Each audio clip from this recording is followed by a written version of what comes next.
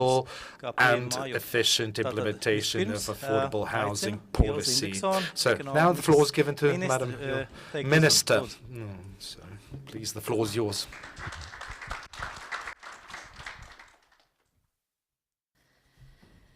Labrīt.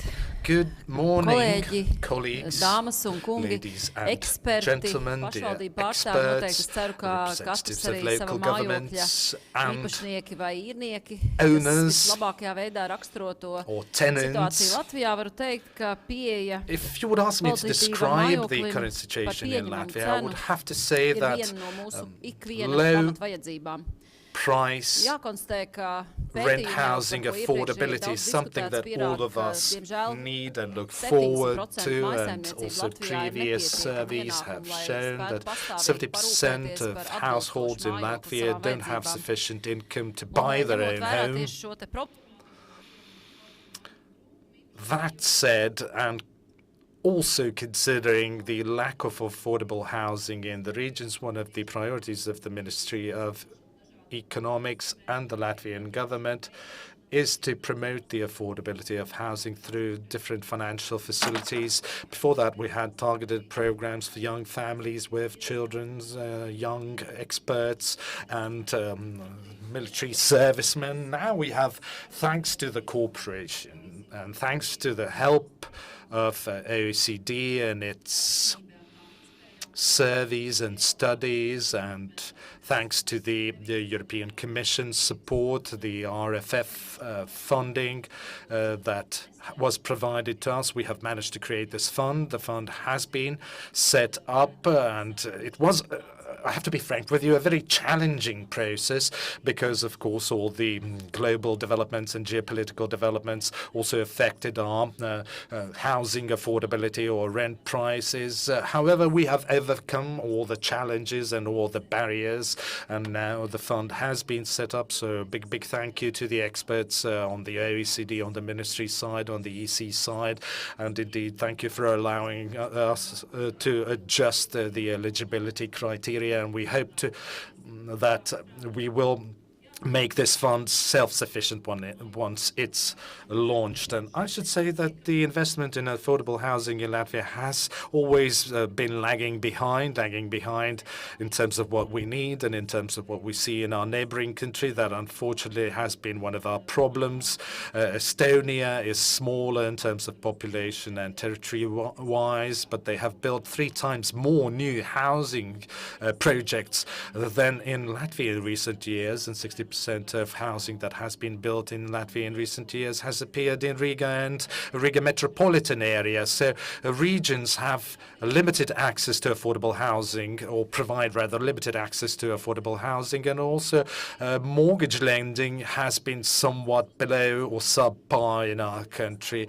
We are not only have access to development funding for businesses, but we also have insufficient funding for the construction of new housing projects. And I would like to thank all the stakeholders and active involvement of local governments. It was very important in setting up this fund, because during a number of meetings and conversations, they indicated or pointed out towards their needs and their expectations, which were very important in designing this fund. So I'm very much looking forward to similar constructive cooperation in future, because this is indeed only the beginning of the long road ahead of us.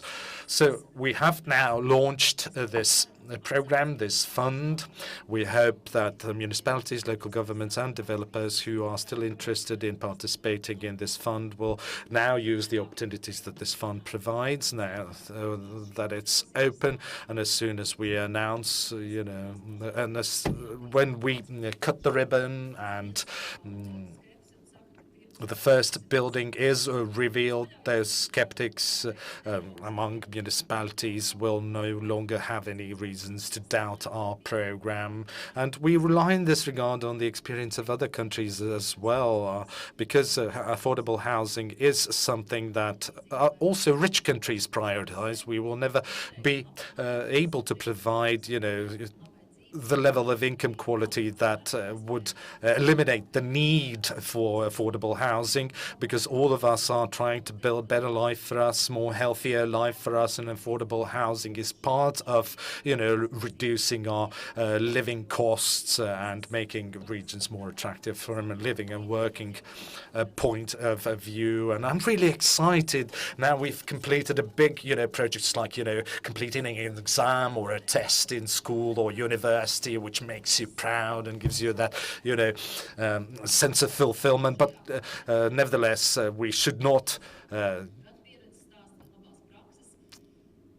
celebrate too long, because there's a lot to be done. This indeed is only the beginning of the long road ahead of us, and we have to continue considering ways of expanding this fund and increasing or expanding the toolkit available through this fund, because we need to provide all kinds of support to the affordable housing through guarantees, through access to finance, and of course there's tax incentives that are currently put in place are very important, but as once European Central Bank stops increasing its interest rates and they somehow balance out, we'll be able to also bring in the businesses, and we'll be able to work with municipalities not only on low rent housing, but we'll also be able to provide family units in rural areas and the rural municipalities, because Latvians have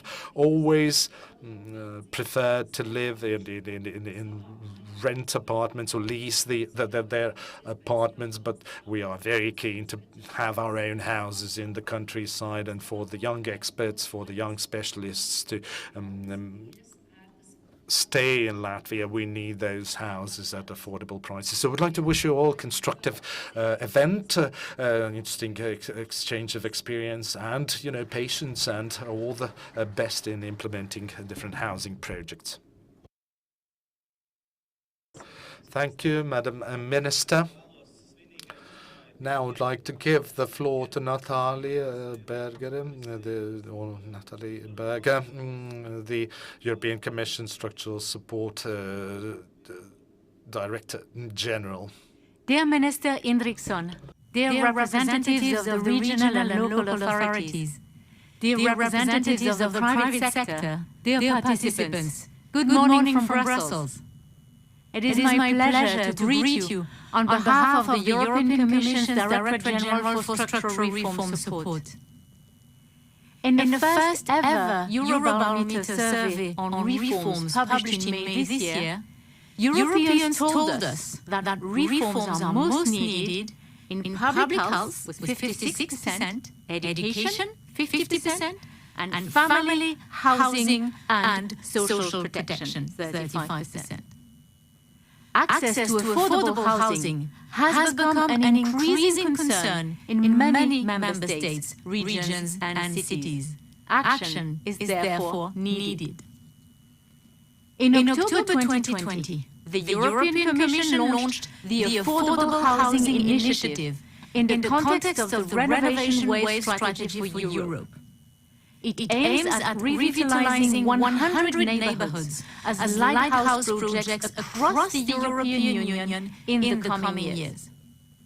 The first 100 projects will become green, affordable, and other neighborhoods will be able to follow these examples. Access to good quality affordable housing is key to achieving a number of economic and social policy goals, such as the promotion of equal opportunities, social integration, labor mobility, and a geographically balanced economic growth. This is one of the principles set in the European Pillar of Social Rights. Last month, at the Porto Social Forum, European leaders renewed their commitments towards delivering on the principles of the European Pillar of Social Rights. Quality affordable housing is also one of the objectives of the European Union cohesion policy for the period from 2021 to 2027.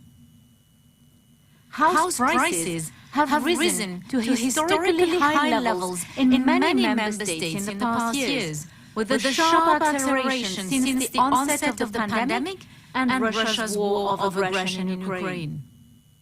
In the first quarter of 2022, the housing prices in the European Union have increased on average by more than 10% compared to the first quarter of 2021. These 10% hide wide differences between the member states. And in some member states, the increase was as high as 25%. In addition, within the member states, there are some wide regional disparities. In the case of Latvia, as identified by the 2023 country report, access to affordable housing for vulnerable people, the poor quality of the existing municipal social housing stock, and the high inequality between the capital city Riga and the rest of the regions do remain a challenge. The inflow of people fleeing Ukraine rendered the situation more acute. Through the technical support instrument and the project we are closing today, we worked with the Ministry of Economics of Latvia to develop recommendations on setting a revolving fund to finance access to social housing. In this context, exchange of best practice took place with Denmark, Slovenia, Austria and the Netherlands in order to bring you examples of other systems and to inform your decision-making. Based on this, and the stakeholder survey, specific recommendations and a roadmap towards setting up a revolving fund were produced. These outcomes will help Latvia establish a dedicated funding instrument to boost investment in affordable housing and address some of the country's housing challenges. I encourage you to continue the reforms that you are carrying out in this sector to ensure both accessibility and affordability of energy-efficient housing in Latvia, especially outside Riga. We know that structural reforms are a complex and lengthy process, and we are here to support you. The aim of DG Reform is to support member states throughout the entire reform process, from design to implementation and evaluation. The technical support instrument is uniquely placed to address such challenges, given that it is demand-driven, tailor-made, and able to bring the best and the most appropriate international expertise to work with you. The outcomes of this project will complement the envisaged investments for social housing under the Latvian Recovery and Resilience Plan and the Cohesion Fund. I wish you a successful continuation of the reforms in the housing sector and productive discussions during today's conference. Thank you very much for your attention.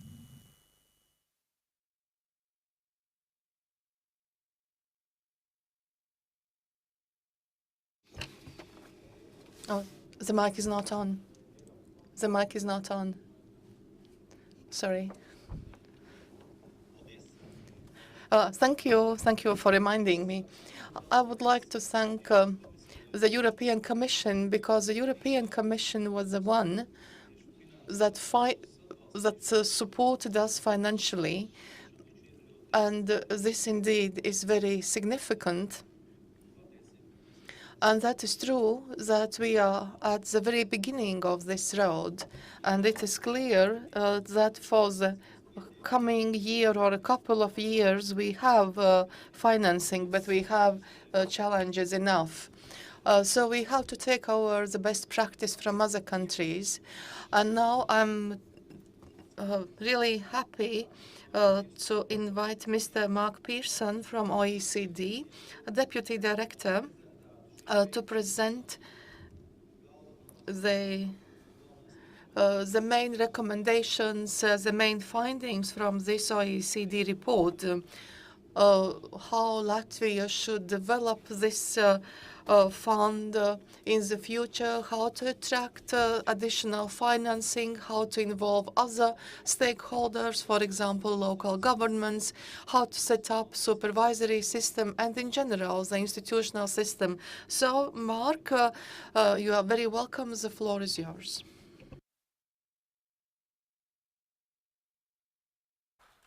Great. Well, thank you very much, State Secretary, and good morning, everyone.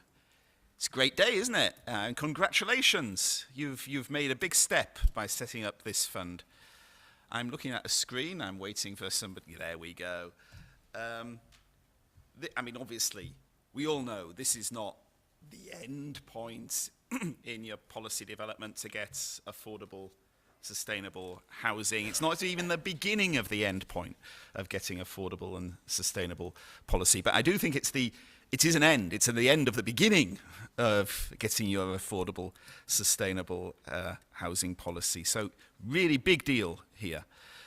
Our pleasure to be here to present this report.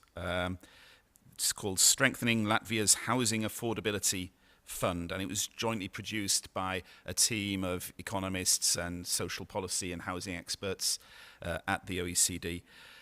Do need to start by again thanking the fantastic cooperation with the team at the Ministry of Economics here and all the stakeholders who gave their time to develop the recommendations and this report throughout Latvia. Thank you very much.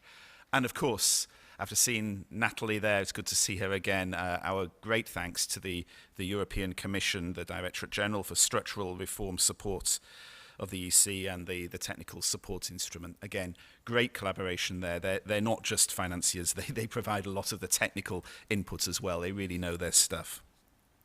So let me summarize a bit the report.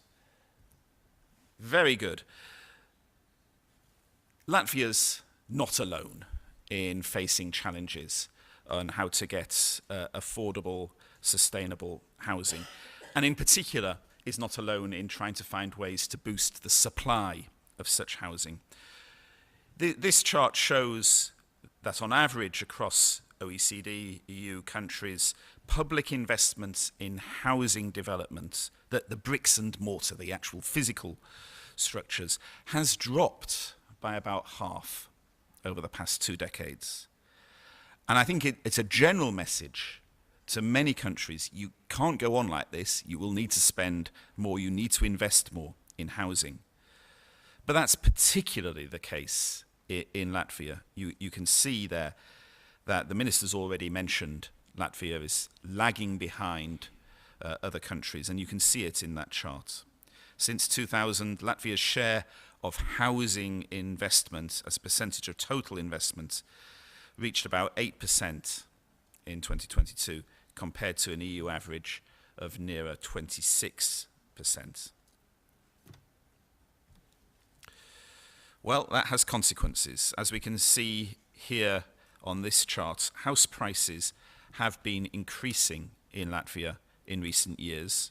Yes, incomes have gone up as well, but still you can see there the big drop in prices after 2008, but then since 2015, the real house prices have picked up again and continued to rise. That similar across OECD countries. Sure, more recently you've seen a little bit of a fall in house prices, but we are still living in a context of high inflation, credit constraints, cost of living crisis, including energy costs, of course. That's putting big strain on household budgets, and many households are struggling. We did a report, again in cooperation with the European Commission in 2020, and it looked in detail at the affordability challenge. I'll mention the issues, you all know them, but let me just mention them again. Very, very high rates of home ownership and a very shallow rental market, which reduces the options available in their housing choices. It's not so much that on average Latvian households are spending a huge amount relative to other OECD countries, but they are often living in low quality, aging dwellings, and they can't afford to move. So, do have to illustrate that poor quality. There has been progress in the past few years, but significant housing quality gaps persist. Natalie mentioned them in her video. On average, more than a third of Latvian households live in overcrowded housing conditions, including 37% of the middle quintile, the middle 20% of households are living in overcrowded conditions. These numbers are more than 3 times the OECD and European Union averages. Many households can't afford to maintain or upgrade the quality of their dwellings, can't afford a commercial mortgage to move to a better quality home. And that's particularly also a problem for this missing middle, as we talked about in the 2020 report. Incomes that are too high to be eligible for social housing and the housing allowance, but too low to be able to afford a commercial mortgage. And this, of course, is a key target group for the newly established Housing Affordability Fund. So let me say a little bit more about that. I mean, this fund, I do think this is a great achievement. What do we like about it? Well, it builds on existing institutions. It's not a standalone fund per se, certainly not yet. Been managed by Altum and the state's asset possessor. This sort of light institutional structure, we do think is a very sensible approach when you're setting up a new institution like this. The funding, as we know, is going to come largely from the Recovery and Resilience Facility, together with, we hope, a state loan. And then once the state loans have been repaid, half of the monthly rental income will be allocated to the fund to finance new affordable housing construction. And of course, a little bit of money will be reserved from the rents to finance building improvements and maintenance. One other thing we like is the built-in incentive for developers to participate in the scheme through the capital rebate that they'll be given once units are leased. And of course, as we all know, the fund is quite targeted in scope. It's only going to support the construction of affordable rental housing outside of the capital region. That is unusual. That is a difference between housing funds that we see in other countries. And the units are really targeting middle-income households, the missing middle. The maximum rent ceilings mean that probably the lowest income households won't, on their own, without additional support, be able to afford those sorts of rents. Now, that, of course, is where we are. The main aim of this project actually was to look at what should happen next, how we can actually develop the fund to be using the experience of the more mature systems that exist in Europe to make sure that it can play an ever bigger role in delivering affordable and sustainable housing in Latvia. One thing that we did was to ask Latvian stakeholders, to hear from many of you, I think, who are here in the room today, to ask about your priorities and your views on the risks associated with the fund. So we asked public authorities, local governments, real estate developers, commercial banks, and even households themselves, what could the fund help to achieve? And I think, it's worth emphasizing the fund does seem to be welcomed in general. You can see the numbers there. There's near universal agreement that the Housing Affordability Fund can help address Latvia's housing challenges. And indeed, when we spoke to the stakeholders in focus groups, we had messages such as long overdue and highly necessary as being the sort of comments that came out. The stakeholders also did agree that there's a strong case for boosting housing investments in the regions outside of the Riga capital region. And there was a strong perception amongst developers that affordable housing development is currently unprofitable and that the existing tools prior to the fund to build new affordable housing are insufficient. There was also a view that housing affordability and quality gaps are widespread, but there are quite big differences across regions, and so the fund should be avoiding a one-size-fits-all approach, needs to find a way to enable municipalities to tailor solutions to different local needs. And over time, again, the view was that stakeholders indicated that the fund could potentially also get into funding housing renovations in addition to new construction, and that maybe at some point eligibility could also be extended to the capital region. But as many of you will know, at the core of our work was to look at what's been happening in other countries that have often much more mature housing revolving fund type arrangements in their countries. And the 4 countries I've listed there, they're slightly different in the approaches that they take, in the way that the funds are set up. So, 2 of the funds are really standalone, dedicated fund, Denmark and Slovenia, but 2 of the countries that we looked at don't actually have a fund so much, but the way that their institutions are set up sort of works like a fund, and that's Austria and the Netherlands. So, Denmark there, it's been in place, since 1967, had a funding from the state at the beginning, doesn't need any further funding from the state at the moment.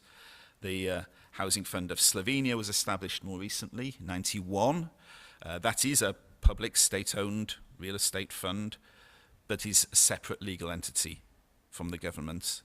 And a share of the rental income and revenues from apartment sales constitute the revolving elements of the scheme. Austria, it's the system of actors, but the surpluses from low profits housing associations must be reinvested in affordable housing.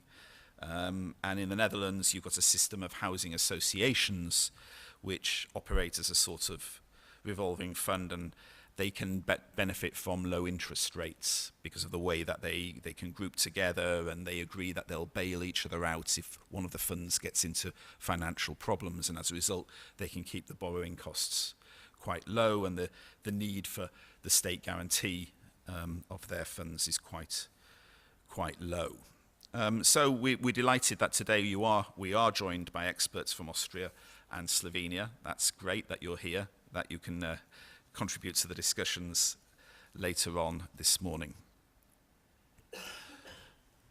Okay, the sorts of recommendations, we have 16 recommendations in the report. I'm not going to go through all the recommendations on how to scale up and develop the fund over the next few years. The Minister talked about it being a kind of test, and I think it's fair to say that Latvia's passed the test so far in setting up the fund. But as anybody at school knows, as soon as you pass one school exam, another one's coming the next year, and then another one afterwards, and that's what you're facing with setting up the revolving fund. The next step is to try and find a way to develop this fund after that initial stage so that it can play a steadily greater role. And so based on the 4 countries that we've looked at, the sort of recommendations we've made have been on the institutional setup of the fund, and that, really it's the role of the different actors that are involved in the fund and how they interact. We've got some recommendations on funding and financing, and some recommendations on how to monitor and manage the fund in future. So just to give an idea of what those recommendations might look at on the institutional setup, we think there's a need for a supervisory board, or worth considering a supervisory board to be developed to oversee the fund's operation, as you find in all the other countries. But we also think that there's a need to find a way to involve the other strategic actors involved, in particular municipalities, but also future tenants to be involved in overseeing the fund. Again, this is common in the other countries with revolving funds. A second set of recommendations, very important, are on the investment environment and how to get additional funding sources and financing instruments over the next few years to be able to scale up the fund. And this will be discussed more in session 2 this morning, but we looked in particular at options to raise additional equity for the fund beyond the 2026 horizon and the European Union's funding. And there's a number of options there on how to develop financial instruments, how to develop loan guarantees or leverage loan guarantees in order to be able to get additional financing. And the third area on management and monitoring, I think here, the point is, as with any institution, the funding has to be allocated effectively. Otherwise, however well you've set everything up, if you invest in the wrong sorts of housing, it will be a failure.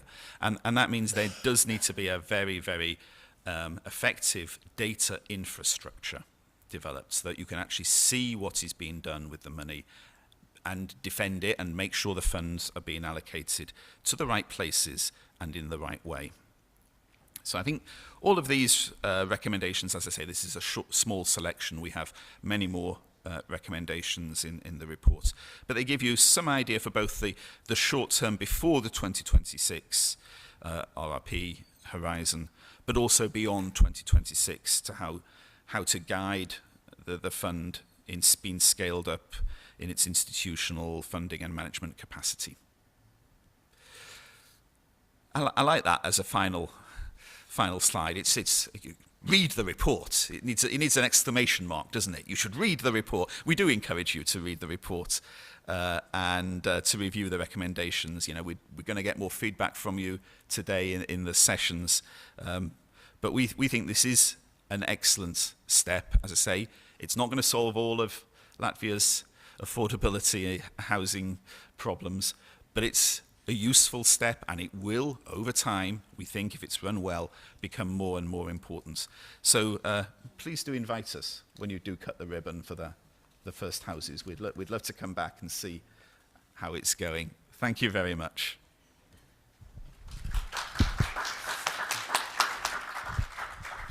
Liels paldies, Mark, par...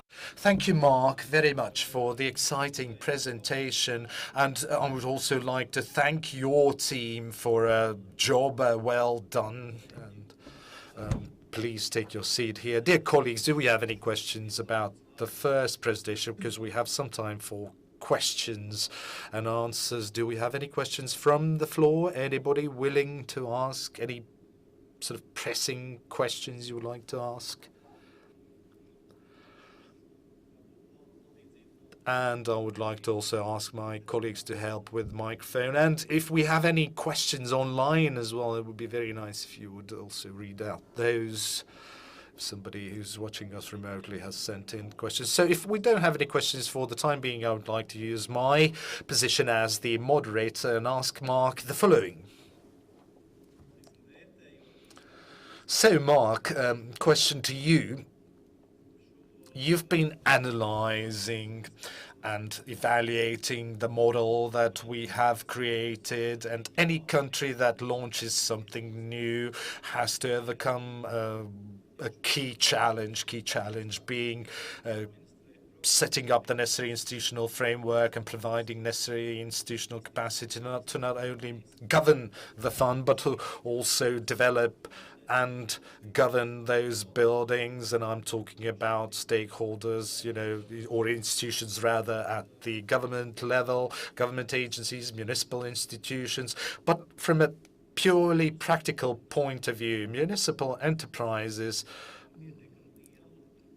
are not sufficiently represented in our program, and they don't have experience and they don't have enough financial capacity to fully engage in this program. So what do you think, Mark? What should government do to encourage, in particular, developers of affordable housing to make sure that they have the necessary expertise, knowledge and competence and to be able to adequately manage different risks? Great. How? No. It is. It's on. Oh, great. Great. Thanks. Thanks very much. Look, I mean, that's a very big topic, but clearly, what we're seeing with the low rates of investments in Latvia is, of course, going to be reflected in actually lower rates of expertise. When you're having a third of the level of investments that you can see in other countries, it's not surprising that you haven't built up the sort of expertise that you need.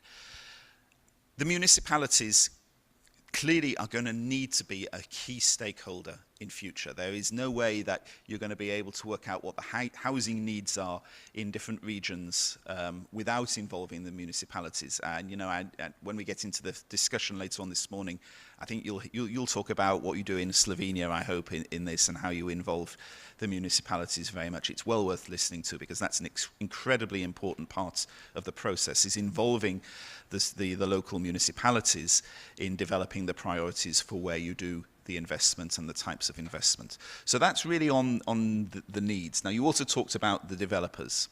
And here, I think the problem that we've seen is that there hasn't been enough private sector money going into the development. Now, I think what the fund is going to be able to do is to provide a focus for the development, if you like, of expertise.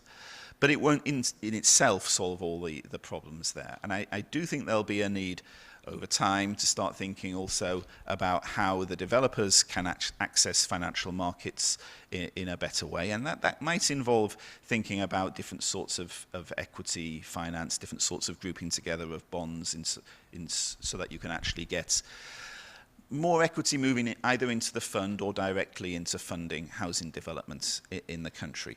But once you get the market moving, then it's almost the way that markets work is that you start developing the expertise and you start uncovering the possibilities for further investments and profitable investments in the future. Paldies. Varbūt, Thank you. I don't know if we have any other questions from the floor, but if we don't have any other questions, I would like to also use this opportunity to ask another question. It's pretty obvious that when it comes to housing affordability, that we're talking about huge sums of money. Irrespective of the size of the country, this will require enormous investments, and your recommendations also point towards that. For example, the institutional capacity recommendations point towards the necessity to set up corporate governance models involving different stakeholders, tenants, municipalities, builders, and so on and so forth. But could you, Mark, please specify, or well, rather comment on what is the importance of providing transparency in this program or system, so that in the long run, through transparency, we could convince more efficiently politicians and general public that these programs are needed, that these programs are very valuable. How much role is played by transparency in these processes? Yeah, again, this is... It's kind of one of those things that you think is totally obvious, that if you provide the information that people will see the need, but it often doesn't happen. I mean, I think there are some great examples that we've looked at in this report on how the infrastructure has been put in place, which has helped develop the support for investment in interventions in affordable housing. I mean, I think the most spectacular example is Denmark, where the sorts of information that they managed to collect, the huge amount of detail on how their fund operates, but also housing needs in the different municipalities. Having that infrastructure so that people can see it, local newspapers can report on it, NGOs, councils can use all that data, and it's a common set of data, has a big effect. I mean, we economists, people make fun of us because we always assume that the market just automatically delivers when there's a need. And they're right to make fun of us, because in fact you always need to put in place that infrastructure so that the market is supported. And the infrastructure is really built in this case on the data. If you have the data that shows the need, shows what's possible, then it becomes much, much easier to get that that investment, to get the commonality of views on what needs to be done. So investing in that data so that you provide that transparency to all the stakeholders, so important. Paldies par atbildēm, kolēģi. Tātad Thank you, Mark, for all the answers that you provided. You can also send in your questions using Menti platform or software. You just enter 3696906. That's one way to send in your question to Mark or other speakers that will follow Mark as we go along. But you can also raise your hand and we'll bring you the mic and you'll be able to ask your question from the floor. In order to give you time to formulate your question, I would like to also briefly announce to you what is ahead of us today. Let me briefly walk you through today's agenda. So the session 1, which is the sort of the introductory session, after this Q&A session, we will have a short coffee break until 11:05, and then we will continue with 2 panel discussions. One panel discussion will focus on, and we will hear more about these recommendations. We will have more detailed presentations, of those recommendations, and OECD colleagues will talk about ways of involving municipalities in providing housing affordability, because there are very many challenges, and municipalities are the ones that know precisely where those housing projects should be located or implemented in their particular area, and we are absolutely convinced that that is the sort of the right stakeholder, the right partner with whom to partner up and with whom to work on these issues. We'll have a presentation by a colleague from OECD, and we will also have representatives from Latvian municipalities and Association of Regional Development Centres. The executive director of the association will talk about the main difficulties that rural municipalities face when trying to build new housing stock, and which of these issues can be solved by large cities, large municipalities through this fund. In this session we'll be also hearing from Slovenian colleagues. We'll hear about how Slovenia, its municipalities, have used this support facility and designed this support facility, because we want to also hear the international experience. It's very crucial for us. And then we'll have another session or panel discussion that we will offer you in the afternoon, and we will spend more time talking on an important aspect of the sustainability of this fund. What are the ways to attract additional funding to the fund, or expand the funding sources of this fund, and thus ensure housing, affordable housing. Currently, we are sort of relying heavily on RRF funding, and from the start, we actually very nicely designed and realized that this is only the beginning of this framework, because the RRF funding will not allow us to solve all the challenges we're facing in this respect, and this is only a sort of a seed money to bring this system to life, to show that these projects are feasible, that we can create this program, that we can create this system, and then use the best practices from other countries to attract other funding for that. And we will hear from the OECD colleagues about what their recommendations are in this regard. And we will also hear from the commercial banking sector. We have a colleague from SEB Bank who's agreed to talk about the access to funding and lending, and what should be done, or should be rather changed, in order to make banks more interested in funding these projects. Affordable housing projects. And we will also have a colleague from Altum. I don't see him. I see you. We'll have a colleague from Altum who will talk about how potentially those who would like to implement these projects could access the necessary funding, and what is the formula for calculating the grant amount, and what are the best ways to structure the funding of these projects, affordable housing projects, so that at the end of the day we could have access to grants. And also from the cash flow point of view, projects would be viable, feasible from day one to last day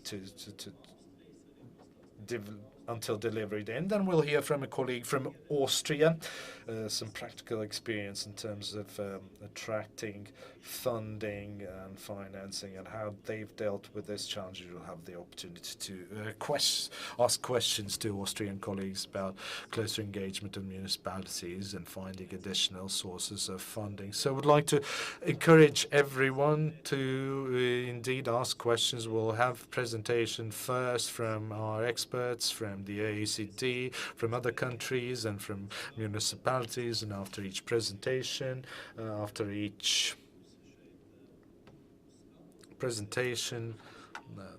we will have a Q&A session and a little discussion. We will not interrupt anyone presenting. So that's from a housekeeping point of view what I wanted to say. But we also have several questions now that we have received from our online viewers.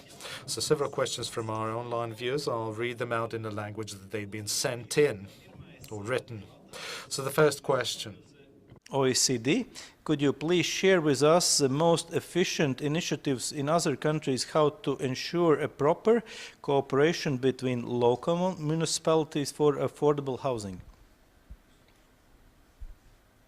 You know, that's one really I should pass to the real experts here. I don't know, Marissa, is this one for... Yeah?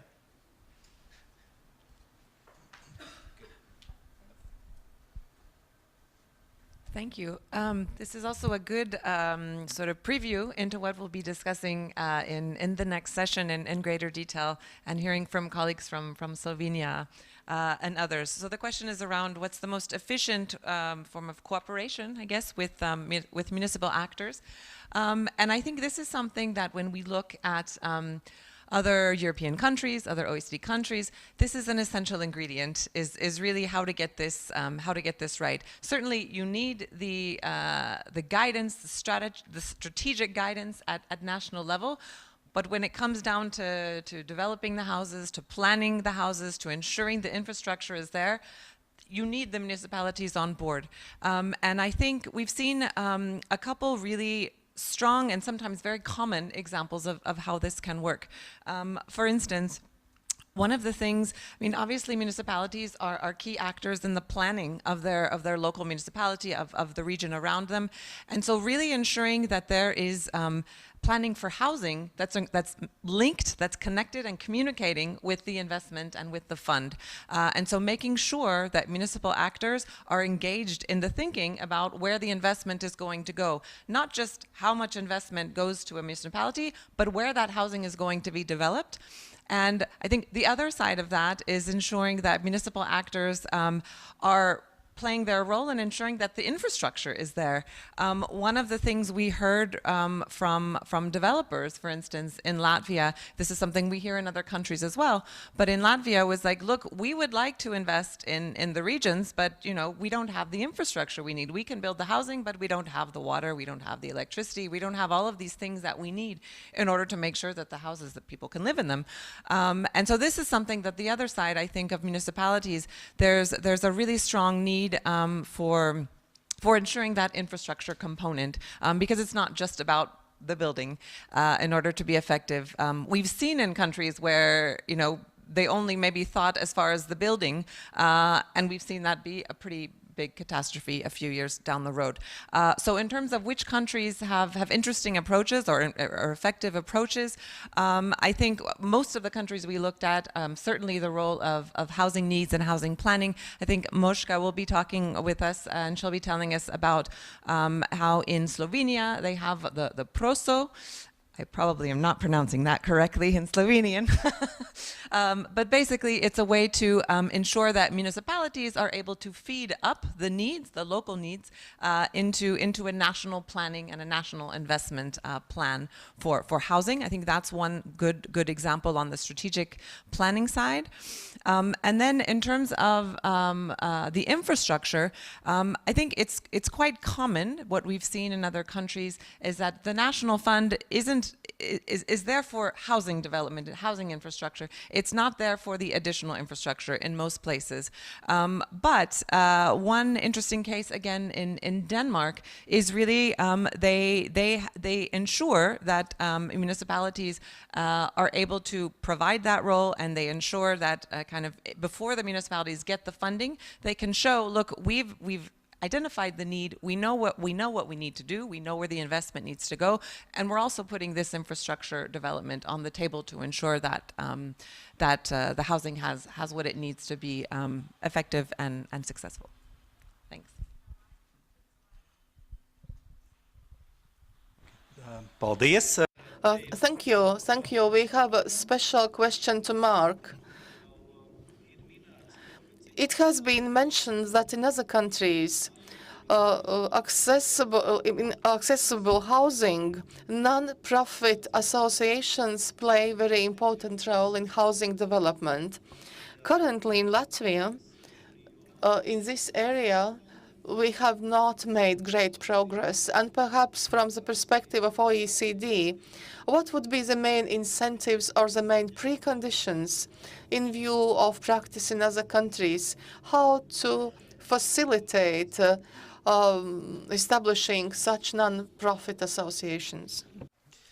Yes, you're right. They play a big role in many other countries. I mean, when you look at the way that Austria works, the way that the Netherlands in particular is the most spectacular case, the housing investment comes through largely through non-profit organizations, housing associations. They're a bit more complicated than just being a non-profit, but basically they're certainly not in it to maximize their profits. So how do you encourage that? I mean, one thing is to actually start providing instruments that they can get involved in, because the idea that somehow starting from an area where you don't have housing associations, and indeed there isn't even that much commercial investment going on, it's very difficult to create a non-profit which has the funding and the capacity in order to be able to play a role. I think one thing that you could possibly consider, it's one of our recommendations in terms of using the fund, is to invite equity involvement in the fund in order to try and increase the amount of equity. And that could come from non-profits. So it would be a relatively easy way, if you like, to start developing the housing association non-profit type interaction, is to give this opportunity that they could provide equity into the revolving fund. And that would start developing the sector. I mean, more generally, obviously, you need always the legal foundations for non-profit housing associations to be in place. And you need a financial market that understands and can provide the appropriate sorts of finance again for the non-profit housing association. But I think my main message would be think about using the revolving fund as a way of actually developing the housing association type approach, rather than trying to develop the housing association approach as a standalone, because it's one of those things which doesn't just appear as a mushroom grows overnight. You know, it needs to be nurtured. It will take some time, and so providing some sort of institutional support, I think, is the way to go for housing associations. Paldies. Un varbūt pēdējais jautājums. And perhaps as a very last question, according to the schedule, we have time left for one question. Well, in general, we have had 17 questions sent in. Of course, we have not managed to answer to all the questions, but perhaps we will take up these questions during those later sessions when these topics will be discussed in greater detail. But the question was sent in English. Housing affordability fund will impact construction sector. Is there risk of some adverse effects? Well, I'm not sure we should say adverse effects. I mean, obviously, what we're hoping this will do is that it will stimulate more investment in the housing sector.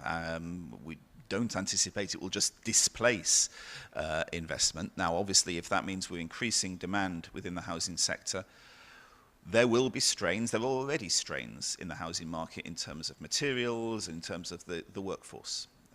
That is simply going to be the case, of course. But that's what you need to go through. I mean, we need to have more skilled workers in the construction sector, not just in Latvia. This is a more general problem throughout Europe. We need to make sure the supply chains of building materials are developed because they're under strain throughout Europe. And so what you're doing here, I mean, will this cause additional strain? Well, yes, but what's the alternative? That you don't have any housing? So, you know, I think this is something that you just have to go through, and we do need complementary measures away from the housing fund to address these issues. We do need skills policies. We do need to look at the way the single market is working and how we can encourage more sustainable, more resilient supply chains in the housing sector. So, sure, there are issues in the housing market. We know there are big issues in the housing market more generally. I wouldn't be blaming what is really going to be quite a small fund, at least initially, as somehow being the cause of the problems which are absolutely continent-wide in the housing sector, and will need a concerted effort from many, many actors in many areas to address them properly. Paldies, un varbūt papildinot, varbūt...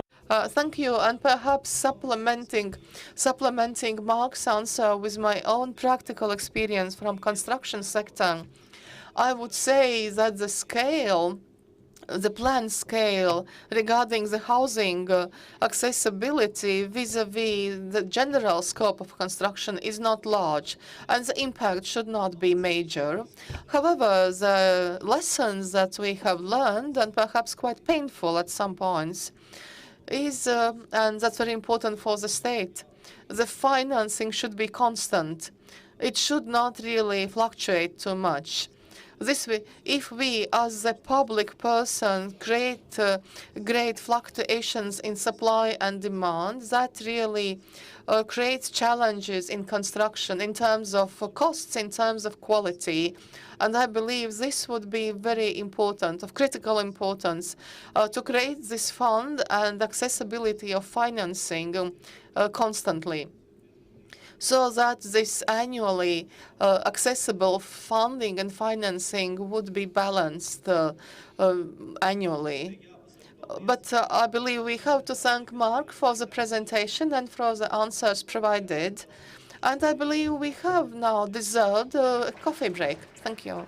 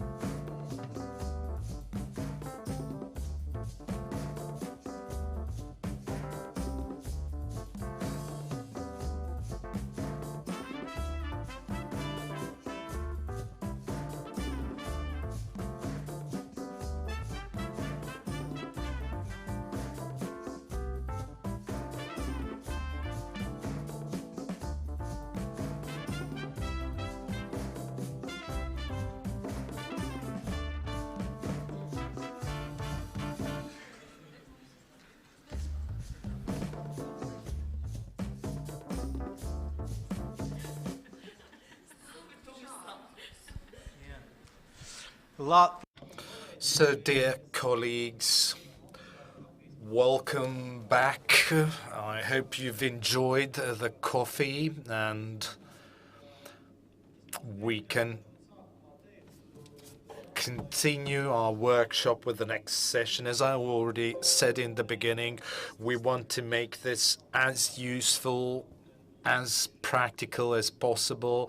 This is not about having those nice papers, those nice studies. We have to also act on those documents in order to make sure that our support program is as efficient as possible. And we have indeed quite a substantial number of representatives from local governments.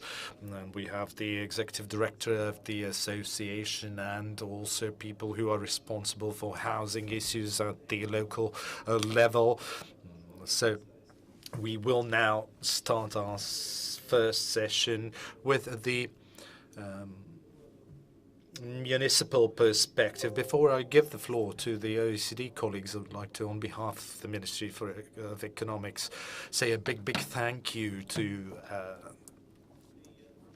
all the municipalities. Municipalities indeed played a very important role in shaping this program and making this program possible. And I do believe that the understanding of the challenge or the perspective on the challenge is similar or, well, shared by municipalities and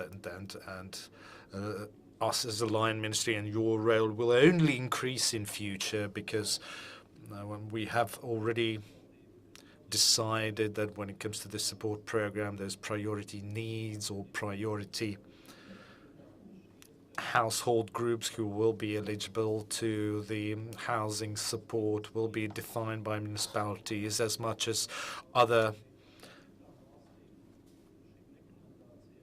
aspects or dimensions of this support program will be defined by municipalities, and there's a lot we can learn from colleagues from other countries. And it's my pleasure to give the floor now to Marissa, our colleague from the OECD, who's probably the best expert to talk about these issues. So please, Marissa, the floor is yours.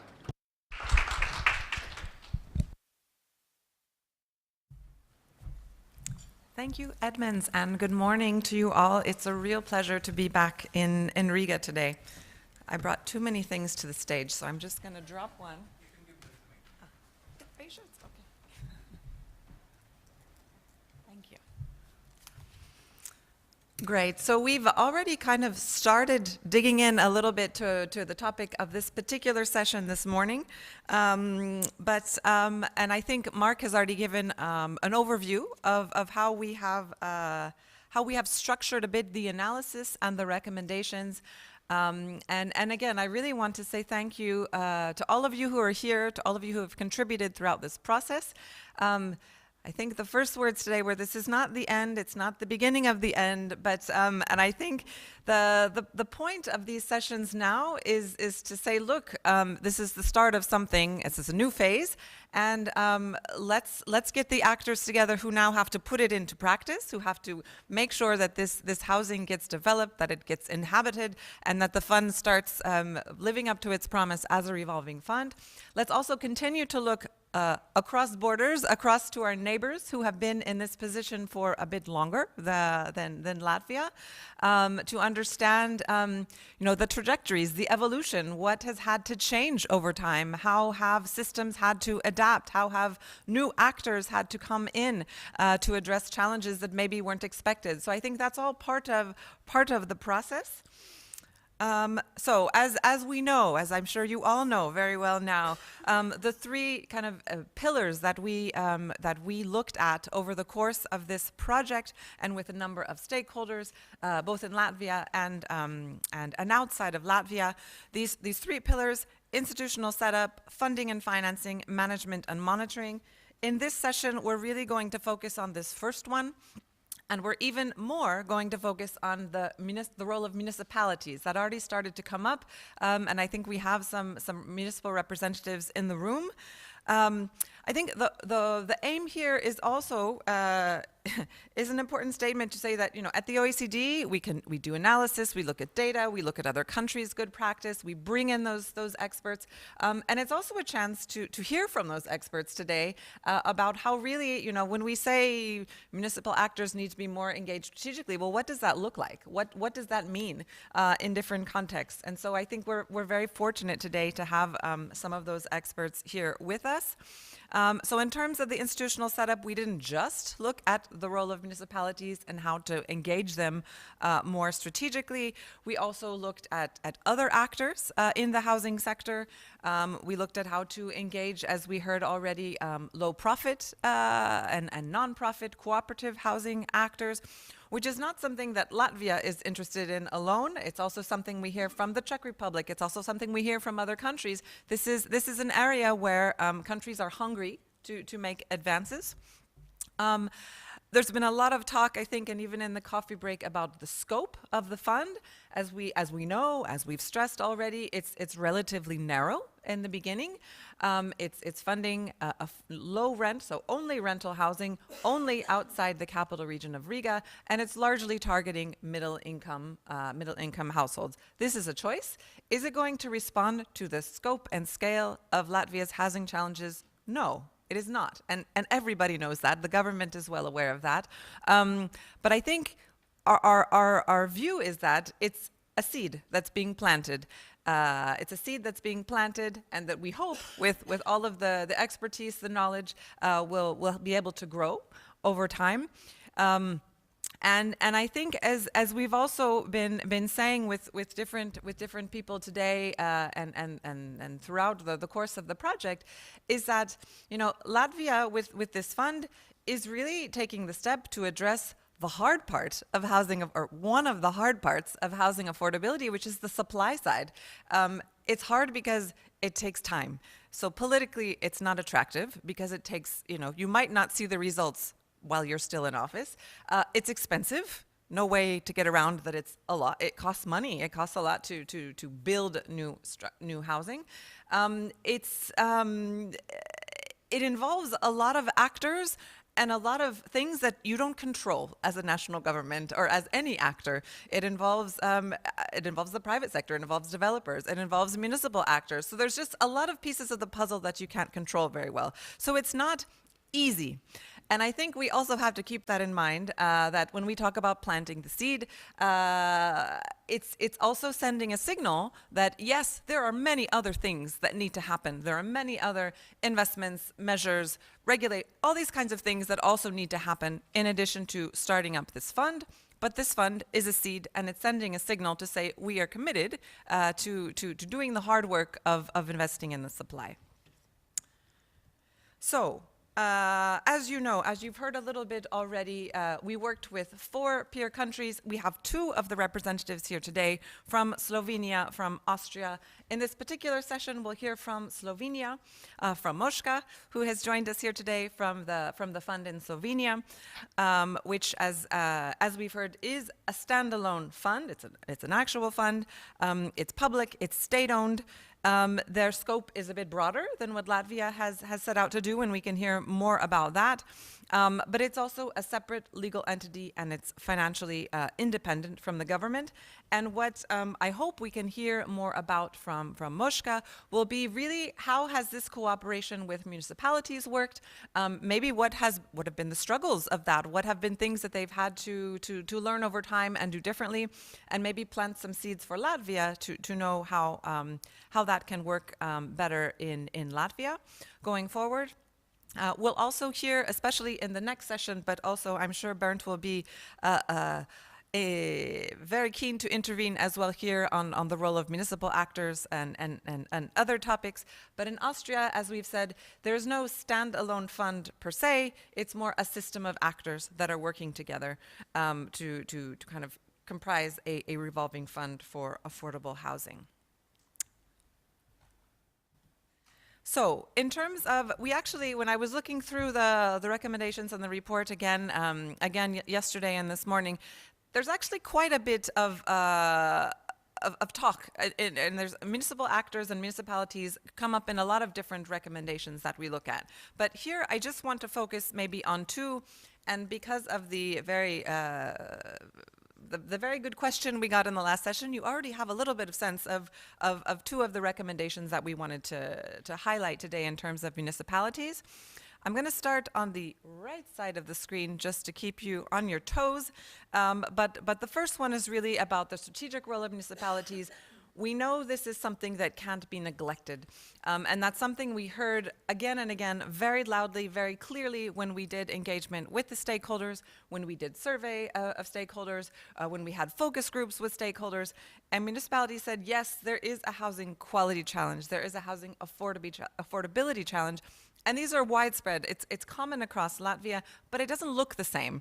The housing market, the housing stock is not the same depending on where you go. The quality challenge is not the same. The demographics are not the same. So what we are really asking for as municipalities is that we can adapt a little bit, that we don't have a one-size-fits-all solution coming down on us. We want to be able to say, look, we have these specific needs, and we would like to be able to respond to those needs using the fund. So that was something we heard fairly loudly and clearly from municipal actors. Which again is something at the OECD, when we're working with national governments, we hear that a lot. We hear that a lot, not just about housing, about many other topics. Municipalities saying, okay, yes, we want to contribute, but we also need to have a bit of flexibility and a bit of an ability to respond to the local context. So that's something we heard quite a bit. And here is where we have good examples from across the European and OECD countries. I mentioned earlier Denmark, where it's a precondition for municipalities to get funding from the national fund is to have a fiscal local plan, a housing plan, and to say, look, this is what our needs are in terms of housing. This is what our demographic situation. This is what it looks like. This is what we're bringing to the table in terms of infrastructure investments, in terms of what support we can bring, and this is how we can then access funding from the fund. So that's one very strong example that we saw. And then, as we'll hear probably more from Moshka, from Slovenia, is really about how the national government can work very closely in cooperation with municipalities to say, look, we have a guiding strategic plan, we have these overall objectives, how can we work together to make sure we achieve them? And through this PROSO tool that they have in Slovenia, they're able to identify, from the bottom up what the local needs are, and then make sure that the national fund can help respond to those. That would be one side of the story. And then, as we said, there's also this issue of infrastructure. And as I said, we talk to municipalities, we also talk to developers. And housing developers said again and again, look, we would be happy to invest in the regions, but we don't have the infrastructure we need. We go and it's empty fields, and we can't just build housing on empty fields. We need to have the infrastructure conditions already. And we know that the fund, the Housing Affordability Fund, is not going to be funding that kind of infrastructure. And so that's something as well where we think there are good examples from other countries that we can look at. So let me, I think at this point, I'm going to ask our speakers for this first session to come to the stage and take a seat. So we have from Latvia, and this should be your job, Edmunds, is to pronounce the names, because I'm not going to do it very well. So we have two representatives from Latvia. We also have Moshka from Slovenia, who will be joining us. And please, Edmunds. Jā, paldies uz skatu. Thank you, and now I would like to invite Astrid Galindoms on stage, a representative from Ventspils municipality. Let's welcome him. We also have Uldis Vitoļņš from the Association of Regional Development Centers. He's the executive director there. So thank you for agreeing to take part in today's event. And our guest from Slovenia, you can come here, take a seat, and I will probably stay towards the back of the stage. You have mics. Everyone has mic So, once again, thank you for joining me on stage. And now I'd like to give the floor to Austris. So, what's the Ventspils perspective on these issues? And maybe you could also explain to us what Ventspils thinks about this fund, and how do you see what is going to be your role in developing the housing stock, or the necessary housing stock in Ventspils, and how to make it as viable as possible? I am Austris Galindoms. I'm the head of the Department of Procurements, Economic Procurements from Ventspils City Council.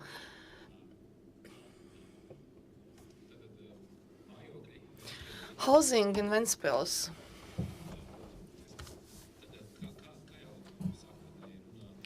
As the previous speakers were saying, 96% of new buildings are in Riga and in the vicinity of Riga. And we are no exception. We have no new buildings in Ventspils. Ventspils city, we have 37,000 inhabitants, but during the last 30 years, new apartment buildings have not been built. A single building has not been built. And one house has been renovated 2 or 3 years ago. It's an apartment building consisting of 13 apartments, and that was renovated. And currently, the rental fee is 10 to 12 euros per square meter.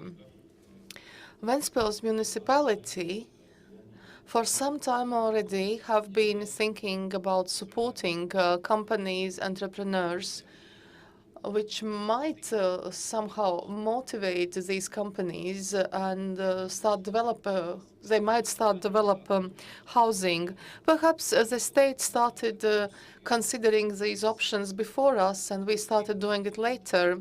And now currently we have 2 conditions: the de minimis support, 200,000 euros for constructing new buildings. And now, in the last 6 months, we have also made another decision regarding reconstruction. Somehow we had imagined that very many companies would be interested in developing and building. So when we announced the first tender, only 2 companies applied. That was at the beginning of 2020, end of 2019. And then COVID broke out, and all ideas also somehow disappeared. So these projects were not implemented. Well, but at least we received from those companies some feedback.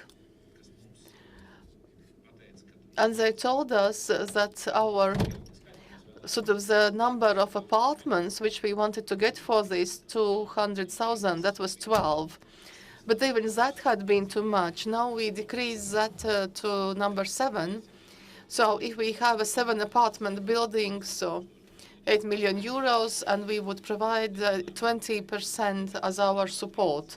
And we announced another tender, and we had only 1 bidder. And they still not have concluded an agreement on financing because there are still some problems. Although we have made this decision, we have not really seen the outcome or the result.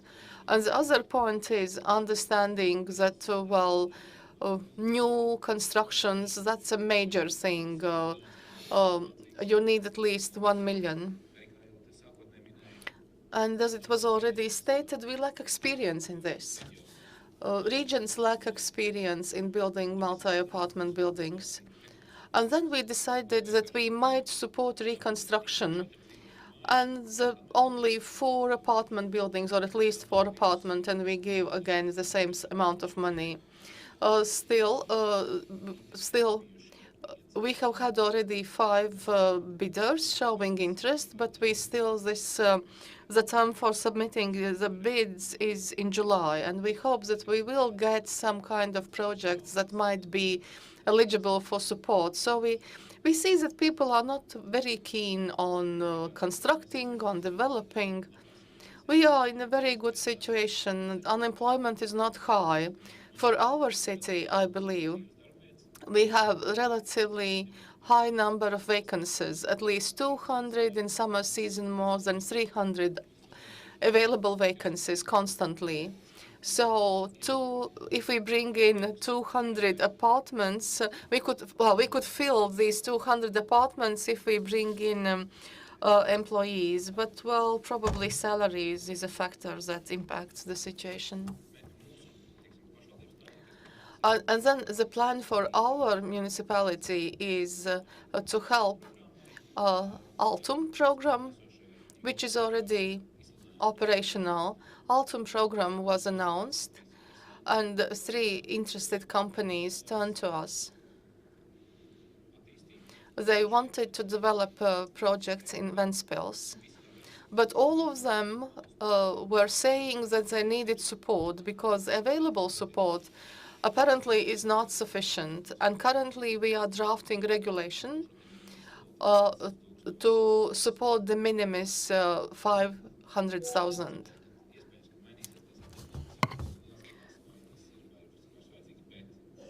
But we have to see what the eligible costs will be. But also, we don't see people queuing up even with these new conditions set by Altum, because only one of the companies submitted an application asking to conclude this agreement on authorization. That's the situation we have in Ventspils. That's how we want to support companies. What was just mentioned, those recommendations to municipalities, and it was said that infrastructure should be provided. We are convinced that we are able to do this. In those negotiations that we had with possible investors, actually we are affirming this. It's a fact. You can come and start, and we are going to provide infrastructure and communications up to the boundaries of the land plot. Road, heating, water, electricity. We will help. We will help with this, but please come and build the building. The other thing about the planning documents. In the area of housing, we haven't got a document like this. And perhaps that's a very serious matter that we should consider. And also, perhaps we should develop such a document. That would be also the foundation for our initiatives. This is a very good recommendation. I believe that we are going to consider it, and not only consider it, I believe we are going to develop housing development program for Ventspils. I think I told quite a lot, and I will stop at this. Thank you. Thank you for your contribution. We have also remote participants, and probably not all of them are from Latvia.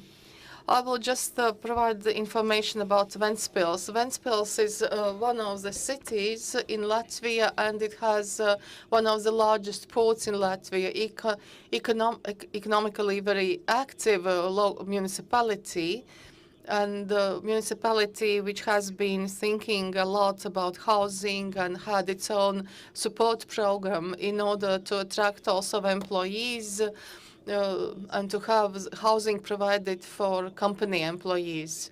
I think this Ventspils could serve as a model how within the municipality people have been thinking of developing these programs and developing the housing.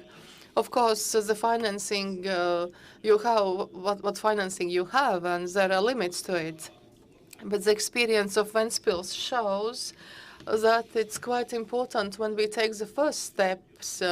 It's important to create the housings in the regions, because the regions encounter the greatest challenges in building new housing. And it would be of critical importance to have those success stories, so that also developers themselves would believe in this possible success. Not only inhabitants and residents, but also those providing financing, loans, and also developers. Thank you for your answer. And now I will ask Uldis Vitoļņš. He is representing our regional development cities, cities which are located in the regions. And these are also like magnets attracting people from rural territories. Perhaps, Uldi, you could speak about your perspective, and perhaps you could tell about the challenges and how this housing accessibility fund could help in this, and perhaps what should be taken into consideration additionally to turn this into success. Hello, I'm Uldis Vitoļņš. I represent regional development centers. And well, our centers, these are not as rich or prosperous municipalities as Ventspils. And so many things that Ventspils can do, we just cannot afford doing.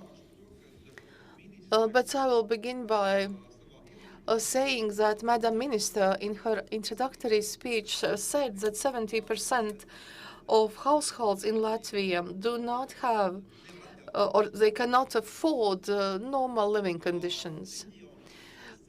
In the regional development centers, in some of them, we even see a situation, and I will name one city, Līvāni. There's no market. There's no housing market at all. There are no rental housing at all. There's, for example, a young specialist who works in a very modern production facility and is very well remunerated on European scale. And he or she goes to the bank and says, I would like to purchase property,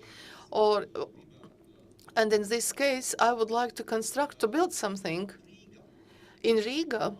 The bank would say, yes, definitely.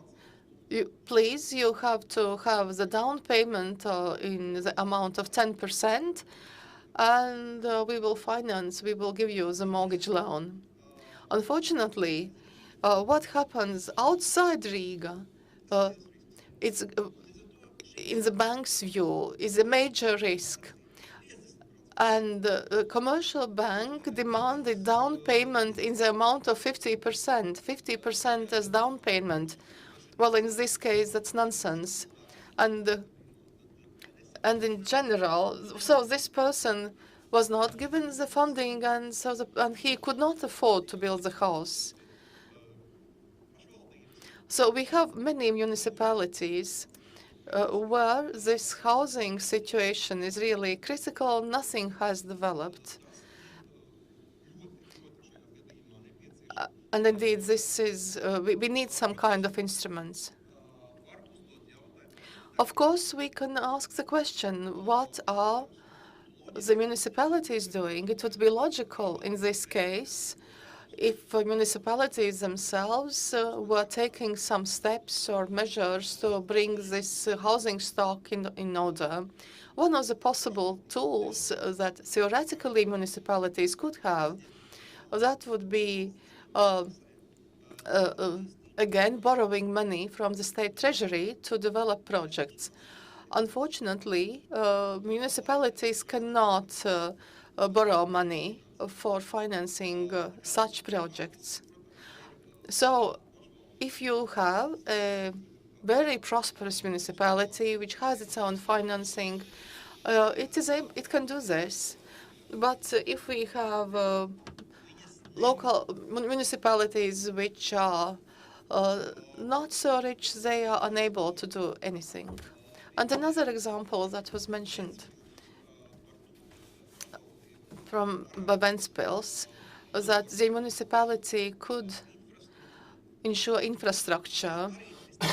And again, I would say that legislation has not been fully aligned for this. If the company comes to the municipality and says, well, I want infrastructure, the municipality nevertheless would have to organize a tender, and which is not very friendly for the company. I understand that I have 40 seconds left, so the very last consideration that I would like to say that's regarding the fund. We heard Ventspils say that they are not too interested in it, but I would say we look at this fund as a possible salvation to us. We are all really waiting for it to happen, and the amount of money, what the Secretary of State mentions, that it will be sufficient for 1 or 2 years. Our calculations show that the municipalities, it will not be enough for us, because I know already the projects that could be implemented. This money will not be sufficient. Thank you. Thank you all this for giving us your perspective on these challenges. I do suppose colleagues will have questions about this for you, and have to, however, say that in Latvia, cities and regions that have been, or that you rather represent, are very strong, very important players, and we can only hope for greater demand. That will be, of course, very challenging for us as the responsible line ministry, but nevertheless, that will also give us an opportunity to discuss and move this forward with the government and with the parliament and get additional money if we see that there is more demand for that. And in this regard, we would like to see greater competition and greater desire to implement housing projects. We hope that in the next couple of weeks, probably even next week, the Cabinet of Ministers regulation or the secondary legislation will be adopted. Secondary legislation that has been indicated will be crucial for the launching of this program, because there were two main obstacles for launching the program: the interest rates, growing interest rates, and growing construction costs, which are essential for viable housing projects, will be solved through the changes in the legislation. We'd like to thank the responsible Parliament Committee for allowing the I would like to thank the European Commission for allowing us to change the criteria and targets, because if you want to maintain the quality and the size of the apartments, you need to bring down the number of units. And thank you, European Commission, for allowing us to do that. And now it's my pleasure to give the floor to our international colleague from Slovenia, from the Slovenian Housing Fund. Mojca. Please, the floor is yours. And I really tried to pronounce your name correctly. I hope I did well. And if I may, I would like to ask you to focus more on how this program is implemented, is rolled out in Slovenia. Describe also your cooperation with municipalities, what works, what doesn't work, and what lessons we could learn from you, from your experience, because we're at the beginning of this road and we are very much open to experience of other countries, so it would be very important for us to find out what we should remember when we are rolling out the fund. Sorry about my voice. I hope it will be heard enough. The second, I would like to thank the organizers, the OECD, European Commission, for inviting us to participate in this project. And we were flattered that our system, how we work, is of the interest to other countries. And of course, let me say, because we don't have enough time, that if you would talk to general population in Slovenia, if Slovenia has housing problems, if there are enough flats, enough of supply and demand, they would say the supply is poor, the demand is very large, nobody's doing nothing, the housing policy is totally wrong, and so on. So there's no way that people would be, the state of thinking of the state, local communities and people is aligned. There's no way. We know that from experience. We exist from 1991, and just to say it, how we were at first, how our road began. In 1991, Slovenia went from the former Yugoslavia into transition into an independent state. And before that, local communities had an important role because there was no private ownership.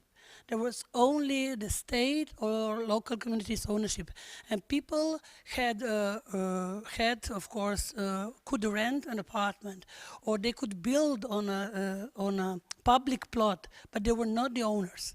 In 1991, the legislation changed, but the whole legislation changed. They also changed the Housing Act, and because at that point Slovenia became a unitary state, it means that we got the level of a national level and local level, and we didn't have the regional level. We don't have it today. But what was different? Different was that at one day in June 1991, people could have loans from the National Bank of Yugoslavia. They could pay loans. They could rent. Everybody got the apartment. There were enough apartments, but suddenly there was a change because we had just in Slovenia, we had over 100,000 apartments in Slovenia, and we were 2 million people in Slovenia. And the government decided that because there was no private ownership, they would enable people that lived in the apartments to buy off the apartments at, today we say that at funny price, because it was, for example, 100,000 100 square meter apartment was priced for 8,000 euro in these days prices. So it was really at funny prices, and so almost everybody bought the apartments. But what happened later on? Those apartments were not all new, of course, and nobody took care of them. They didn't know how to care of them because they didn't have to do it up till then. So this was the first problem. And suddenly local communities had almost none apartments. The state had none apartments. Only the worst kind of apartments that were or uninhabitable, or in really distant places, or reserves for the army or for the police. Only those were in the state ownership. So this was the state in 1991, and so they decided that there must be one big help, and that must be housing funds. So they introduced the housing fund. At first, for the first 10 years, it was just a financial fight, mainly to provide loans for the private persons and for non-profit organizations. And so this was the first, and the Housing Fund got the first funding from that selling of those almost 600,000 apartments. And what was the state of play? For the 10 years, it was all okay. They also introduced the saving schemes, so it was okay. But later on, the politics said, yes, in 2000, we will have a new national housing program, first in now new Slovenia, and it was a 9 years program. And the program said that there must be a real estate fund, and the housing fund must have a bigger role. It must become a main stakeholder of the state, an intermediary between the national and local level. And that was because in those first 10 years, it was shown that local communities can't be all. Can't be good political environment, can be responsible also for building infrastructures and providing housing, schooling, and everything. So it was too much for them because they didn't have the knowledge. So the housing fund evolved to real estate fund. And in the first year, introduced the first two measures, and those was a program for co-financing for local communities, for local housing funds, and for non-profit organization. And also that was called a call for buying, because at that time there were private companies. They were building housing, flats, and so on. And the problem was that they weren't able to sell it on the market because people didn't have the financing to buy it. And the banks were reluctant to lend to people that didn't have the ownership of nothing. They didn't have how to insure their loans and so on. So they said, okay, so there you step in, and you can provide loans and saving schemes. So the housing fund once again had another job to do, and to provide loans. And local communities were at that time, let's say, still scarce of housing. So Housing Fund began also to provide, to build its own projects. First of all, we had two ways of cooperating with local communities according to that program. First of all was co-financing, so we could give loans to local communities, to their housing fund. We also had, let's say, budgetary funds. That is something that was introduced because housing fund must be as a legal entity, but if it's a budget fund, it didn't have to be. And we also had non-profit organizations, but because the non-profit organization didn't have the skills, were really just few of them, and most of them were in public ownership or just partly owned by the private sector. So what was the state of play? The local communities were those who were cooperating with us, and the other way of working was that they could join, they could take loan and also co-invest with us. So if they co-invested with us, we gave them money to buy on the market apartments, or to buy from the private developer, and half of it was in our ownership and half of it remained in their ownership. And this is, both two models are still present at this day, but they were developed. And what's the point? The point is that from 2001 on, this program developed, and each time we add something more that we learned from the experience with local communities, local funds, and nonprofit organizations. And that is that, for example, when the last crisis was the COVID crisis, and there were the raise of the prices of material, and for example, all the Ukrainian war, we introduced a special add-on in the program that if local communities or a local housing fund or a non-profit organization prove that it was beyond their help, so it was vis major, or that they couldn't avoid of having higher prices than they were agreed with us, they can have additional funding from us. And of course, this was kind of a good influence, because none of the projects stopped. And we are fortunate to say that from 2001, all the projects that were agreed with local communities, local housing funds, budgetary funds, or non-profit organizations, all were finished. All were in the boundaries that were agreed. So there were really many projects, and also all the apartments that were gained by our fund in our ownership in these projects, all were given. We call it the right to give to the tenants. So we don't rent them directly, but we rent them through local communities and through local funds. Why? The main point is that if we would prepare calls for renting ourselves, we would probably have different measures, different conditions, we would have different procedures. But we want them to have, to all the people in that community, to have equal access under equal conditions, and they must be treated equally, transparently and equally.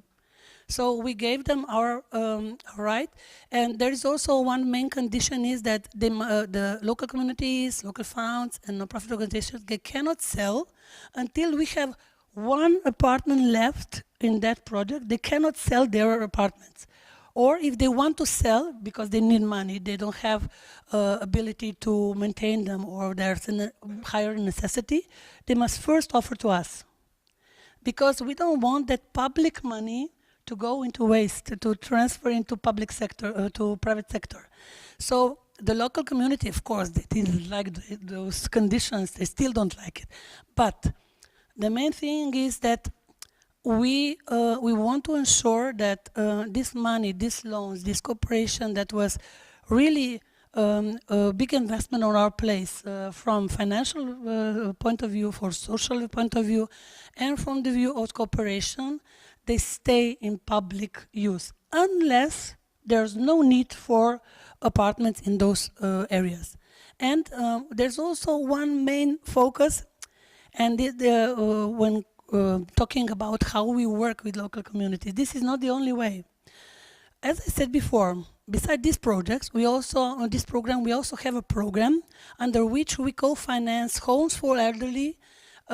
We also co-finance accommodations for elderly and daycare, let's say, institutional places for elderly, and also local communities as well as others can apply. And the fact is that at first they said, oh, we don't need that, that's not our specialty, and so on. But later on they found out that if they join several types of projects, for example, non-profit housing, this kind of housing for elderly, maybe some school, maybe they work with private developers, and if they join all this, building infrastructure is not such a hazard, it's not such a thing, it's easier.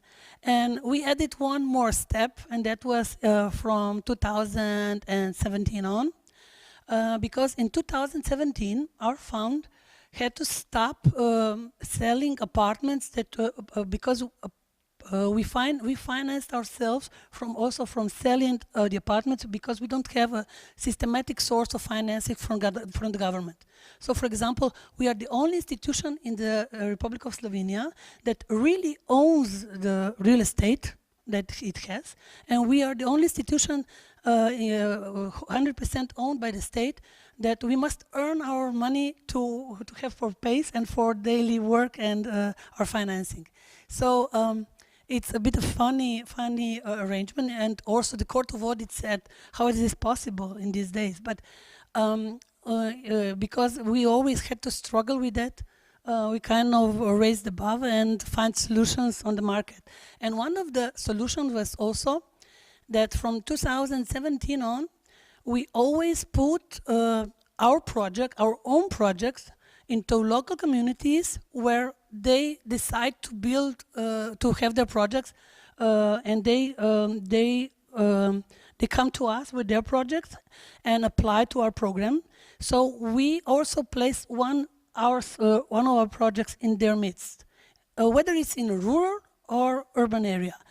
But I must also mention one thing, that under the housing program of 2015 to 2025, we are obliged as a housing fund to invest 60% of all our financing to areas with PROSO, as Marisa told correctly. And just to say what the PROSO is, this is under the National Housing Program and a Special Planning Act. There was developed in 2016, November 2016, like kind of a guidelines. We call it a cross because it's really in the shape of cross for Slovenia. Where are the main necessities for housing supplies when the state and the local community should step on? And of course, the fact is that we must, as a fund, must have 60% of all financing in these cross cities. It means mostly in coastal area, in central Slovenia, the main city, and in the East Slovenia where employment rate and the state of, let's say, housing is very, very low. So the fact is that we, with our projects, combine all these necessities. So usually it's like that. We have one big area where local communities have one project on non-profit program, one project on the program for elderly, and there is 1 hour projects or 2 projects for elderly and for the young and non-profit. And there is also usually a private investor that sees the opportunity and says, here, I'm also here. And so we provide the number of apartments that is needed in that surrounding. And what's the point? The point is that the local communities have a different portfolio of housing available on different conditions to people with different, let's say, possibilities and opportunities. And up till now, we've seen that all the projects, ours, local and private, all were finished. And that's because of collaboration. Of course, I must admit, it's not easy.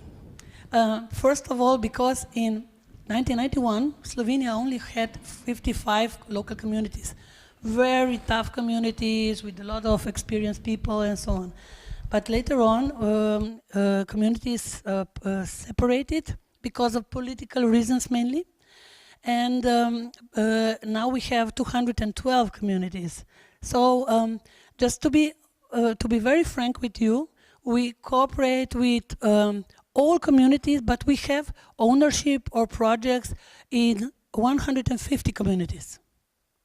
So we strive to get in each community. So we have a saying that no project is too small to come to us and for a local community to enlist. And for example, there's a very, very small community in Slovenia. They only have 100 inhabitants. And they said, we need just two apartments because we need a doctor and we need a teacher, no more. So we said, please apply. We gave them money, and they finished it in record time because there was an investor there already building the apartment for himself, for selling. And this is really a very nice local community, not so far from the main city. And we said, if you need more, just come to us. There was no 6 months later, they came with another two apartments because people saw that something's going on, and they said, now we are not just 100 people, we are 150 people.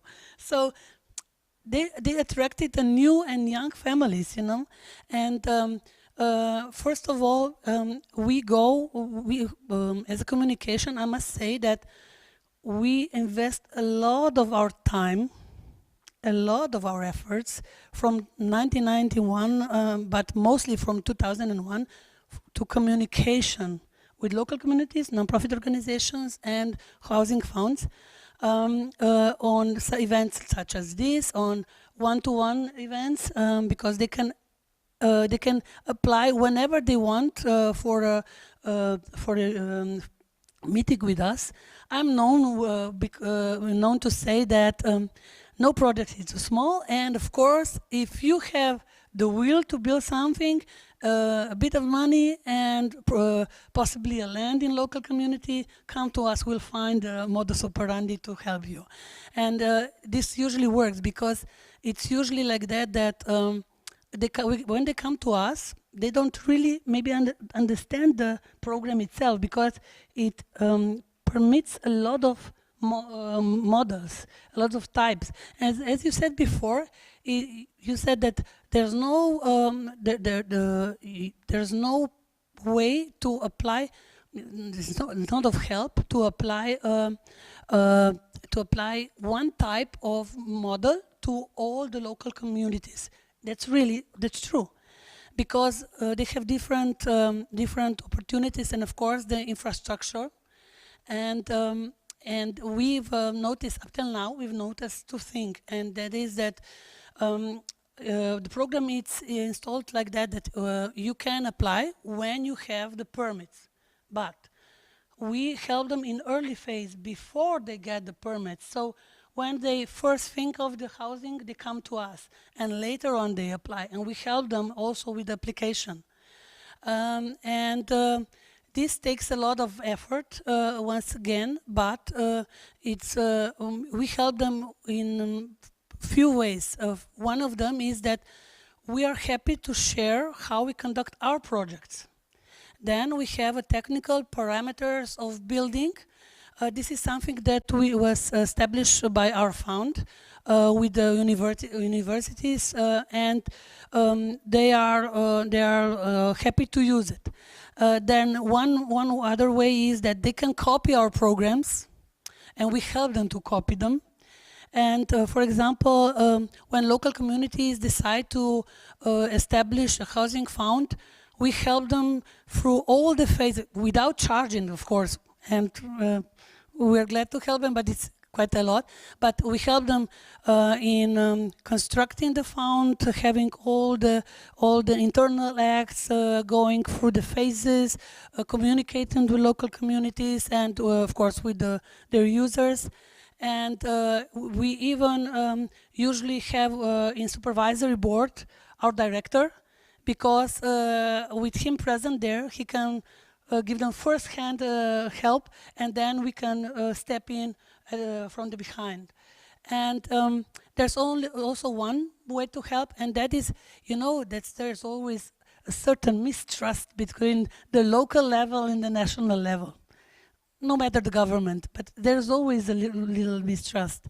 And how do we cure that? We cure that with informing the local communities about our cooperation with the ministry, line ministry.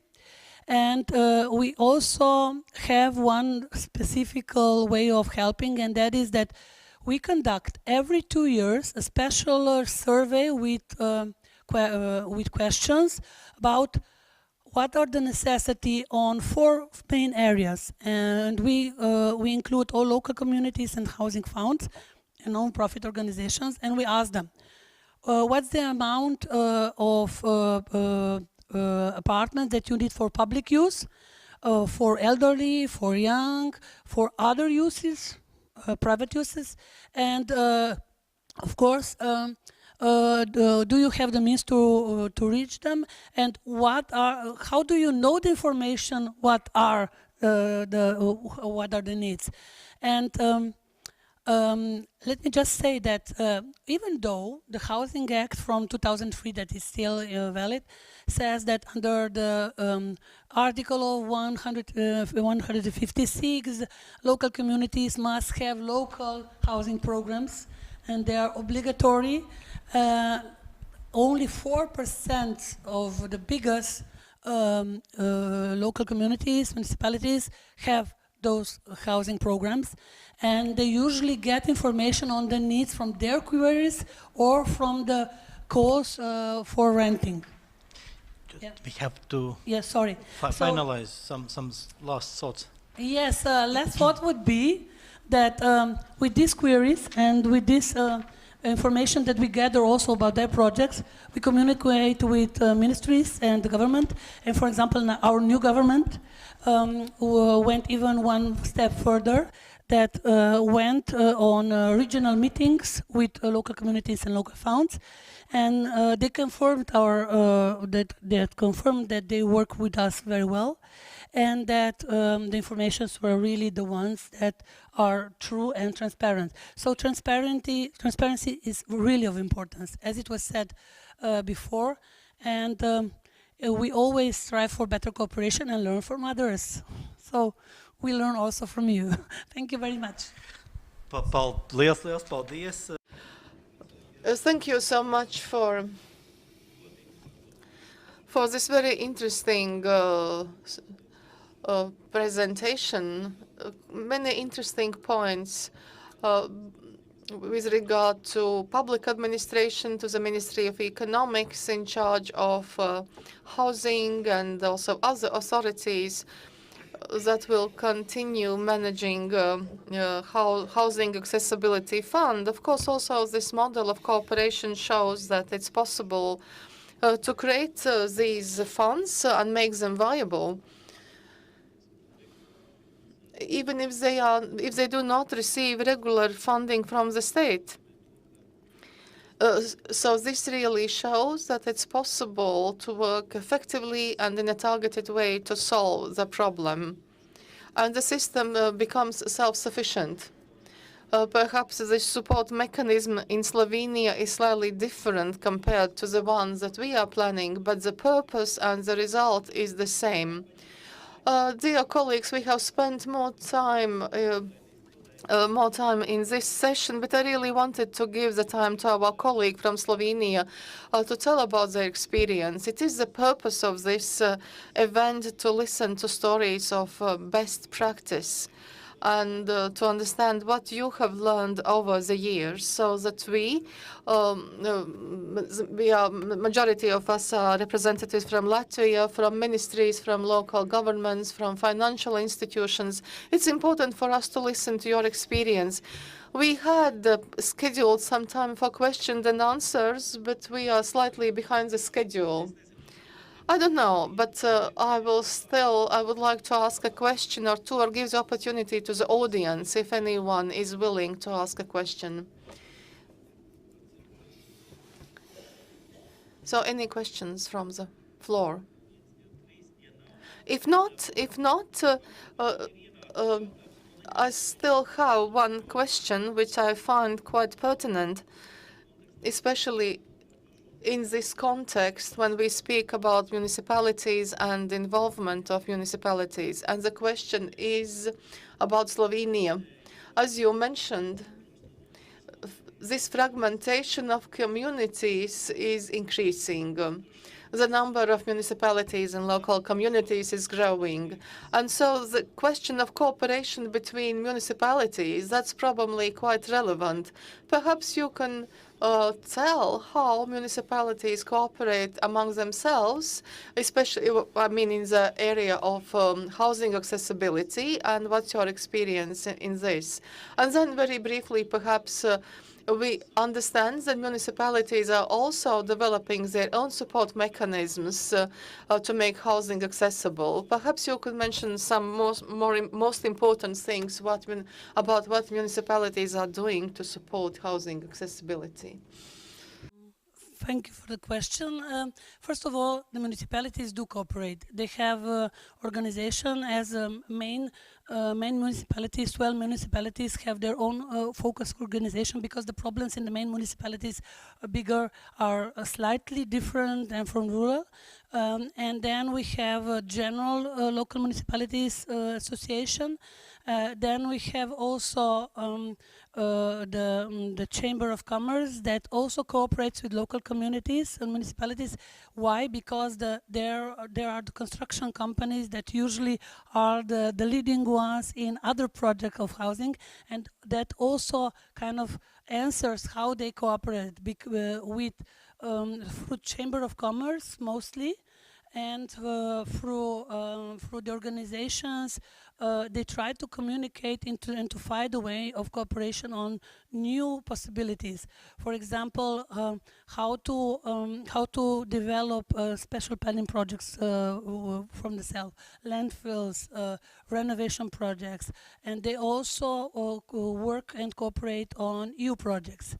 And they also include universities and other organizations also from abroad, cross-border. But there's also one big step, and that is that local communities also cooperate in developing housing funds. For example, we have a case of 5 local communities having one housing fund together. And nowadays, local communities on some areas of Slovenia are also trying to establish under the same model. This is very good because nowadays some have non-profit organization, or they have entities that also cooperate. And this is not the only way that they try to cooperate, also with the infrastructure, and also when providing a support, let's say from data protection, cybernetic safety, and informatic development. So they combine under such organizations. So I think that that's very good, because small communities that they are really in necessity to cooperate with others. Labi, paldies. Well, thank you. Thank you. I would like to ask you to put your hands together to our panelists and to the panelists. A big thank you for sharing your stories with us and providing the answers once again. A round of applause to our wonderful panelists. This concludes our first panel discussion.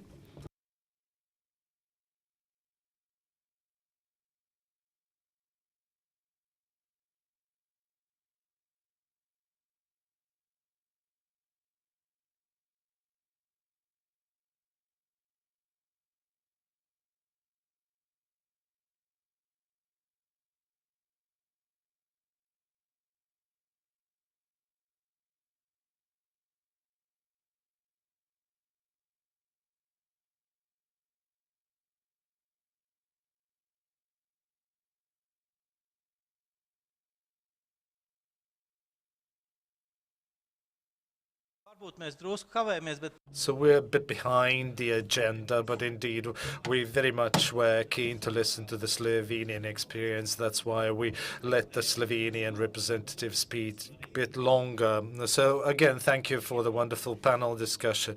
And we will have another interesting panel discussion on access to funding and what we should do to make sure that the housing fund, affordable housing fund, has enough money. And we should also start thinking about sustainable funding sources. And I'm happy to welcome Filippo to stage. Filippo will give us a brief overview of the key OECD recommendations in this regard, and then I will also invite other panelists to the stage after Filippo's presentation. Please, the floor is yours. Everybody, as Edmund's already mentioned, the idea of this session is really to go into greater detail on some of the funding and financing mechanisms for. Let me see whether I'm able also to put the slides on. I'm staring at my screen. I don't see it there.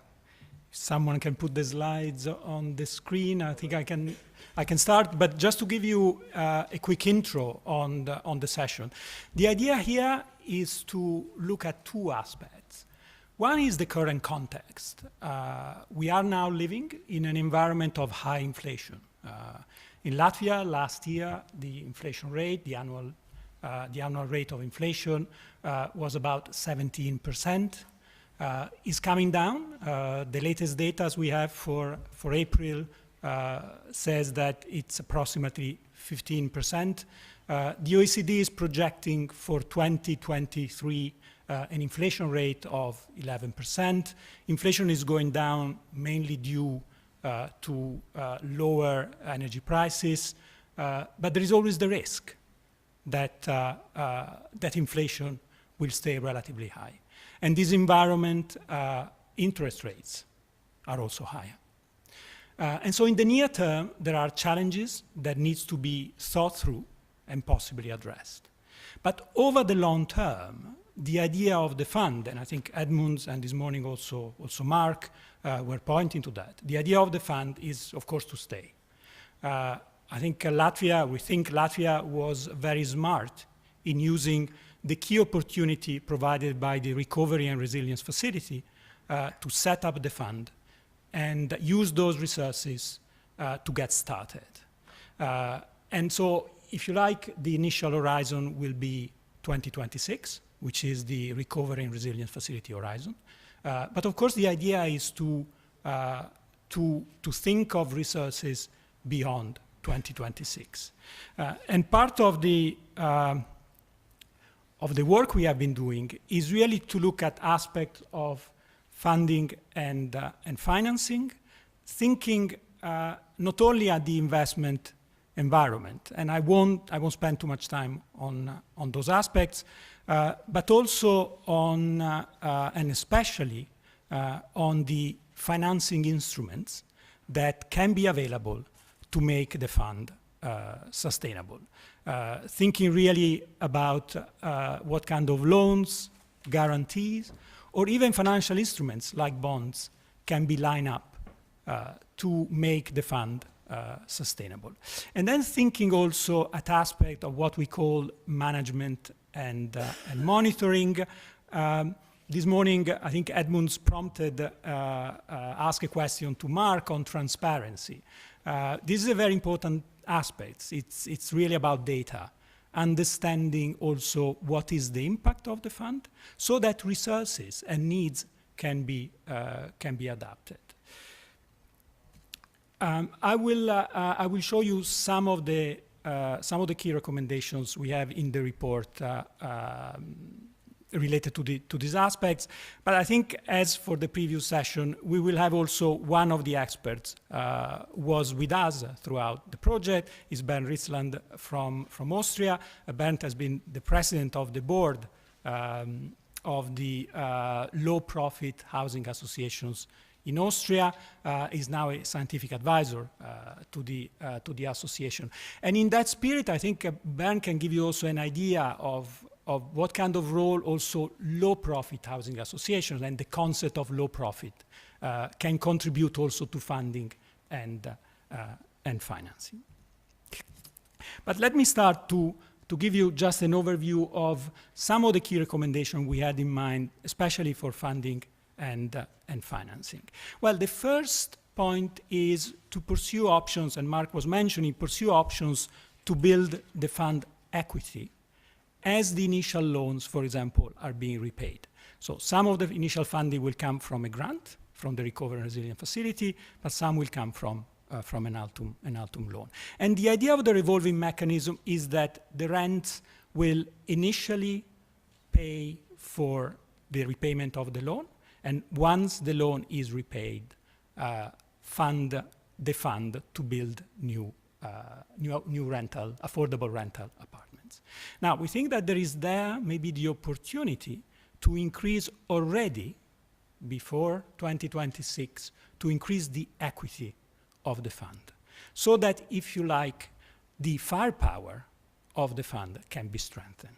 Because greater equity means also greater investments and lowering the burden of the repayment of the loan. How? Well, here we can think, for example, the low profit model, where the limited surplus, the limited profit that is created can be reinvested as equity in the fund. In an environment where that sector is not very well developed, and we heard it this morning, thinking, for example, at reinvestment from municipal housing companies that here are operating. But then what we think is really having in mind that beyond 2026, you have additional ways of strengthening that equity. For example, the repayment of the Altum loan could be extended, so that, in a sense, you stretch the repayment over a longer period, and so you lower the burden of the repayment of the loan. But also thinking quite hard at what are the possibilities for additional investors who could build up equities. Here we have very much in mind also institutional investors, thinking about pension funds.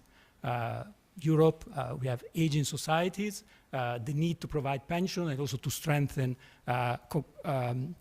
complementary pension pillars. And that there is an opportunity of having a safe investment for institutional investor to build that equity. But let me move also to not only now and how to build that equity, and thinking also in the future at the equity, but also thinking at what kind of financial instruments can be put in place to scale up the financial sustainability of the fund beyond the 2026 horizon. Well, starting first, already to prepare the ground for the build-up. Understanding what are the needs, and I think we heard just in this session that the needs are quite large. And so understanding what are the needs is probably the first thing you would do when you are looking for additional funds. Understand what is the scale of the amount of resources you want to have. But once that has been decided, has been estimated, then what kind of instruments can be used. And here you can really think of instruments that do exist in other countries. In Austria, there are actually bonds. I think there are housing construction convertible bonds. I think this is the English translation that allow the construction of affordable housing. You could have, for example, mortgage-backed loans, but I think it's more thinking of a suite of instruments that could help strengthen the sustainability of the fund. And let me also stress the last point at the very bottom on the right-hand side of the slide. I think Edmunds this morning was mentioning the importance of having a regular flow of resources. This is not a one-off intervention, but in order to stay, you have to think long-term. And long-term also in terms of planning the resources of the fund.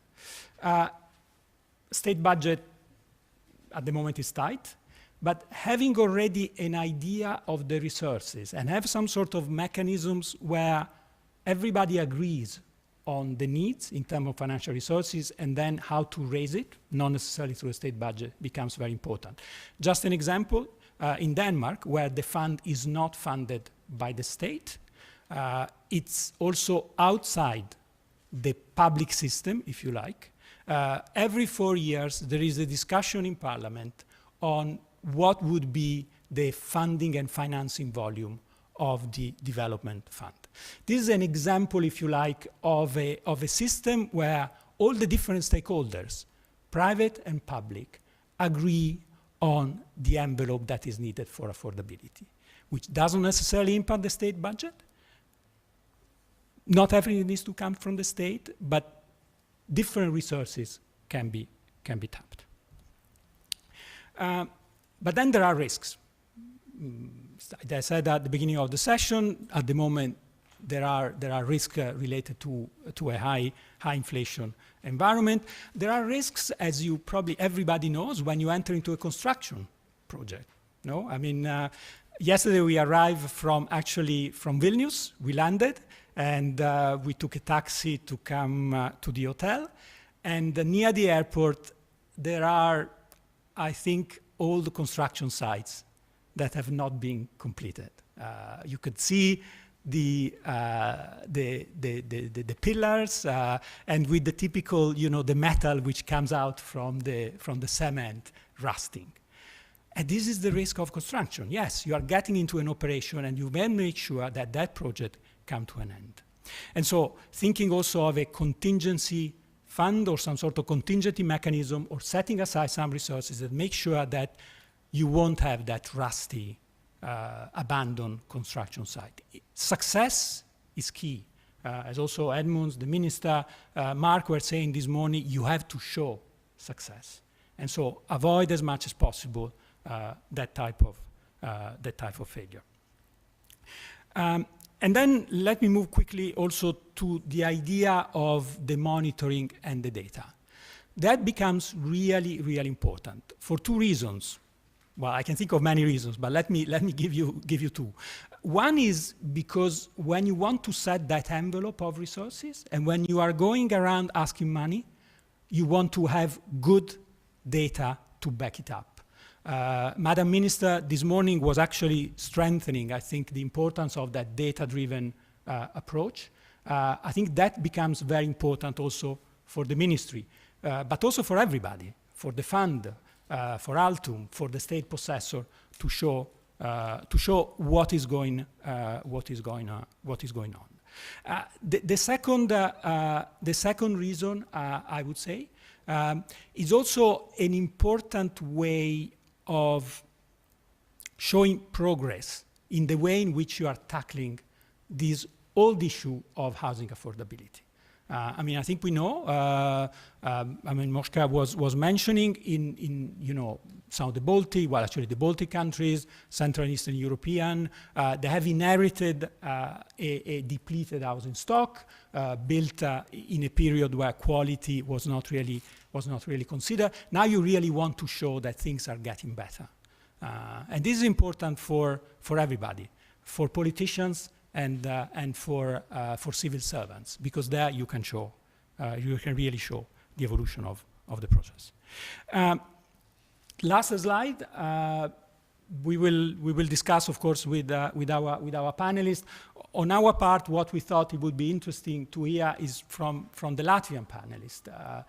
What do you see, and especially from the banking sector, the banks here in Latvia, but also PwC, who has been, I think, advising the Ministry of Economics on the formula for determining the allowed profit and the rebate. Also, they see their opportunity for incentivizing further investment in the fund, but also on Altum, what kind of opportunities they see, as they are the, if you like, the public development bank here in Latvia. And then we will have Bern, I think, also to tell us a little more about the challenging of funding a system over the long term. In Austria has been there for a long time, but of course it doesn't come from nothing, right? You build it progressively, and I think it will be particularly interesting in hearing that, but also how you are coping with the current situation and what kind of instruments you have been putting together. Let me stop there, and back the floor to you, Edmund. Yeah. Paldies. Thank you. Thank you, Filippo, for your presentation. Dear colleagues, I would like now to invite to come here to the stage the speakers in our next session panel discussion. Māris Salais from SEB Bank, PricewaterhouseCoopers, represented by Roberts Bērziņš, and Dāvis Cederschmidts from Altum, as well as our colleague from Austria, Bent. Yeah, you can choose your own seats. I will take the one that is left.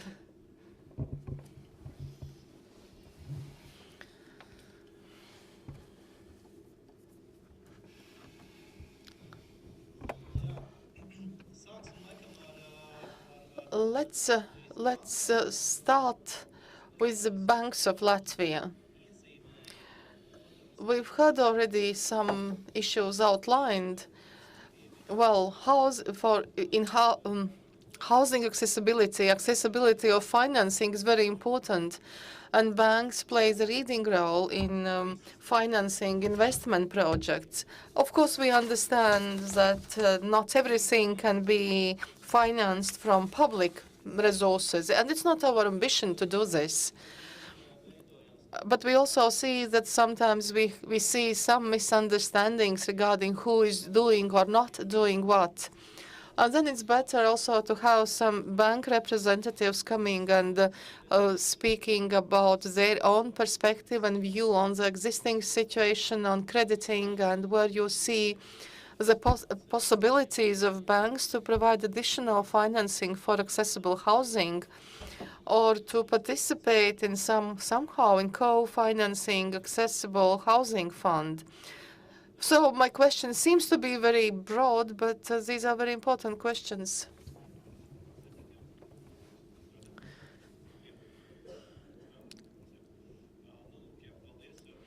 Well, thank you for this opportunity to be here and to contribute to Latvia's development about these very complex questions that you put. So we have to respond to it by a very structured approach, understanding what we want to achieve and how. When financing such investments, you need people. There should be people and jobs. And if there are jobs, there are employees, and probably they have children. So you need the entire infrastructure, also kindergartens and schools. And when we speak about a specific region, we have to understand future development. We are speaking here about investments for 20 or 30 years. You really need long-term future perspective and with a tendency of growth. That would be point number one. Point number two, you have to have someone who is borrowing. If you have some cash flow, that would be fine, or some agency, municipal agency, which is maintaining buildings. So this could also be the one who is taking on these commitments and borrowing the money. You should have someone borrowing the money. Now about those accessible apartments in apartment buildings, I would like to somehow to divide this whole issue in three groups. Number one, these are projects that have to be developed commercially. For example, in Riga, but we are not talking about what's happening in Riga, what's happening commercially. Point number two, these are projects that have a specific aim. These would be projects in regions with good jobs, and you have to attract employees to jobs. We heard this example already. Probably these people will be capable of earning and paying market price for rent and live there. And I think this is the sector where the financing from banks could come. But we will speak in greater detail about this. And then point or group number three, these I might call social projects. So when municipalities deal with housing accessibility for people who cannot afford their own housing, private housing. And again, there are specific features in it. So we have these groups, points 1, 2, and 3. And now point number two, accessibility of apartments to highly qualified employees. This is where cash flow originates, and banks would be interested in this. You have to, these are very basic cornerstones. The costs needed to build the house, we calculate.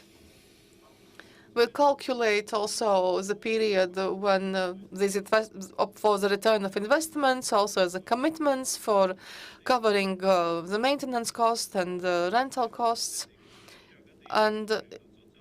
But in the third case, where we see that social problems are being resolved, probably inhabitants won't be able to pay the market price. So in that group, some kind of public financing and longer terms of repayment are needed. And I think for banks, this would be impossible to finance. This is not banking business. This is somehow eliminating market deficiencies. So this is how I see it, three important points. And this was already touched upon before, inaccessibility of financing in the regions. A person with a good job, and perhaps he even doesn't want to stay for his entire life in that region. He only goes there to work for some time and then is ready for another job, for another position in another city. This is the right tool how to deal with it, by providing such rental houses or apartments.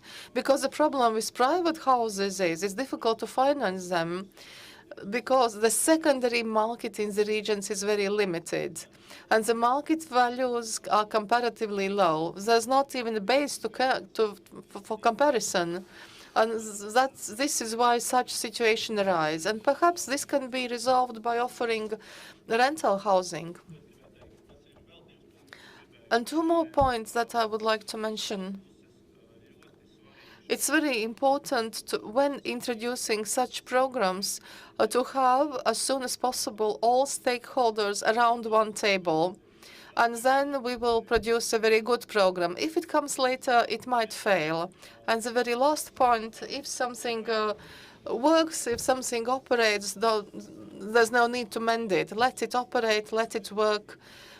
And then, also, we need continuous accessibility of financing, because introduction of a new program always takes lots of time. Thank you for the comments. And I have to say that I probably agree. There's one aspect which we are not discussing, sort of growth of population. If the population increases, then it's much easier to believe in the future. But the last decades, during the last decades, our population has decreased.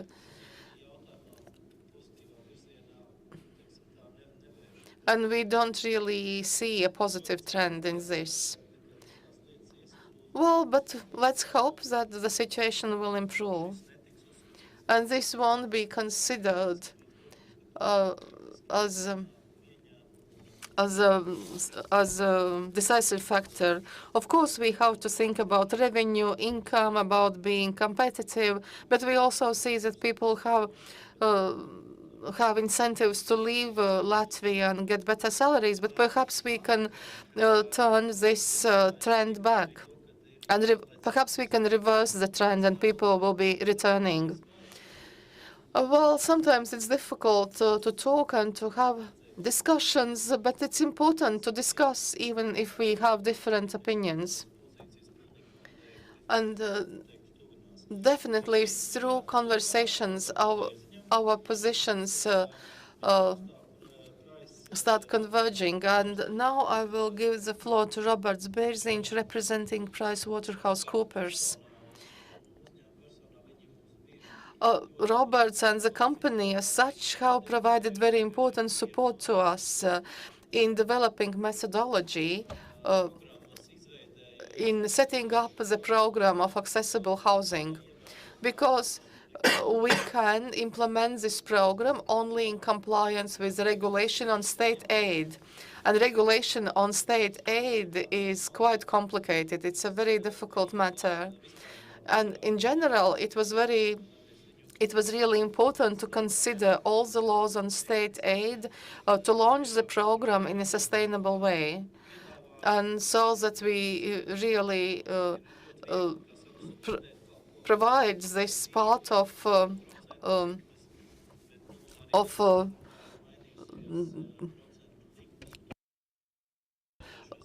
and we also know how things change, and it's sometimes quite easy just to give subsidies, but it's not the easiest way in the longer term. But today it would also be important to hear from you, Roberts, about the methodology. What have you planned? What those who want to apply should know? And how to structure the project in a correct and good way, or to have the element of the grant and to have reasonable profit as well, so to avoid such moments when the cash flow turns negative. Strādājot ar šo projektu un esot. I just wanted to add, as I was working on this project and communicated with lenders and with developers, I came across a clearer understanding of how this fund could become financially sustainable in the short run and long run. But I should start by saying thank you to the Ministry of Economics, Altum, the state possessor, and the others for finally addressing the problem, the challenge that we had for 18 years, in fact, and we finally see a real financial solution to this problem. And we see how flexible they have been, and we had some financial problems initially, and we responded very quickly. We went through the cabinet of ministers, quickly adjusted the program in order to make it, financially more sensible. And I, as a Latvian, as somebody from Latvia's countryside, would like to thank you indeed deeply for that. Now, let's focus on the topic at hand, the housing affordability and lending possibilities. Well, banks will not be the only factor here. They are probably a part of the solution, but not the whole solution per se, because banks usually look at the lending from two angles: the possibility that this loan could become toxic, and if the person, if it becomes insolvent, how to get the money back. And the insolvency likelihood is in fact a lot bigger in Riga, in central Riga, because in regions it's bigger in regions, sorry, rather than in center of Riga, because you have more cyclical businesses in regions like ports and logistics that have their business cycles, and and banks also, when it comes to toxic loans, they can write off some of those bad loans, and they can still survive. Nevertheless, that will not, however, encourage them to give any other loans, and banks therefore need support. For example, in Lithuania, you have funding for the energy efficiency, and banks basically are responsible for the subordinate loans, and then they bring in multilateral banks like EIB and the others who will sort of expose themselves to most of the risk. That is the problem. And there's another problem that will have to be solved, and there are two sort of dimensions to it. One is higher and one is lower dimension. I would like to thank the OECD for giving us very good and very precise recommendations as to how we should proceed. I mean, very sort of balanced recommendations. So we are currently talking about funding until 2026, and then we have to think about what is going to happen post-2026. But we also need to think about what is happening next year. Altum knows that there is quite a great interest. Altum sees great interest. PwC sees great interest. Program will only become more attractive. What will happen in 6 months if we run out of money in this fund?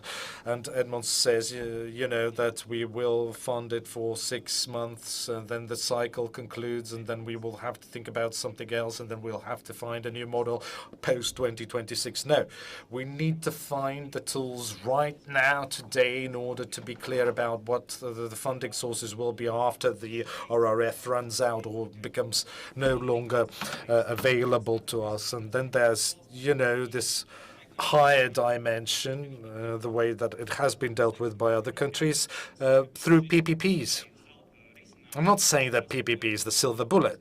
Nevertheless, it's an option worth considering. Public-private partnership can actually make sure that private investors are interested. They have their own risk appetite, so they are willing to expose themselves to certain kinds of risks and become responsible for the development of, those projects. Say if they are responsible for the envelope of 5 to 7%, for example, which would be nice, from a PPP perspective. However, the private investor would nevertheless expect from the fund or from the public partner a stable cash flow over the duration of the fund for the next, let's say, 30 decades, probably partly covered from the rent revenues,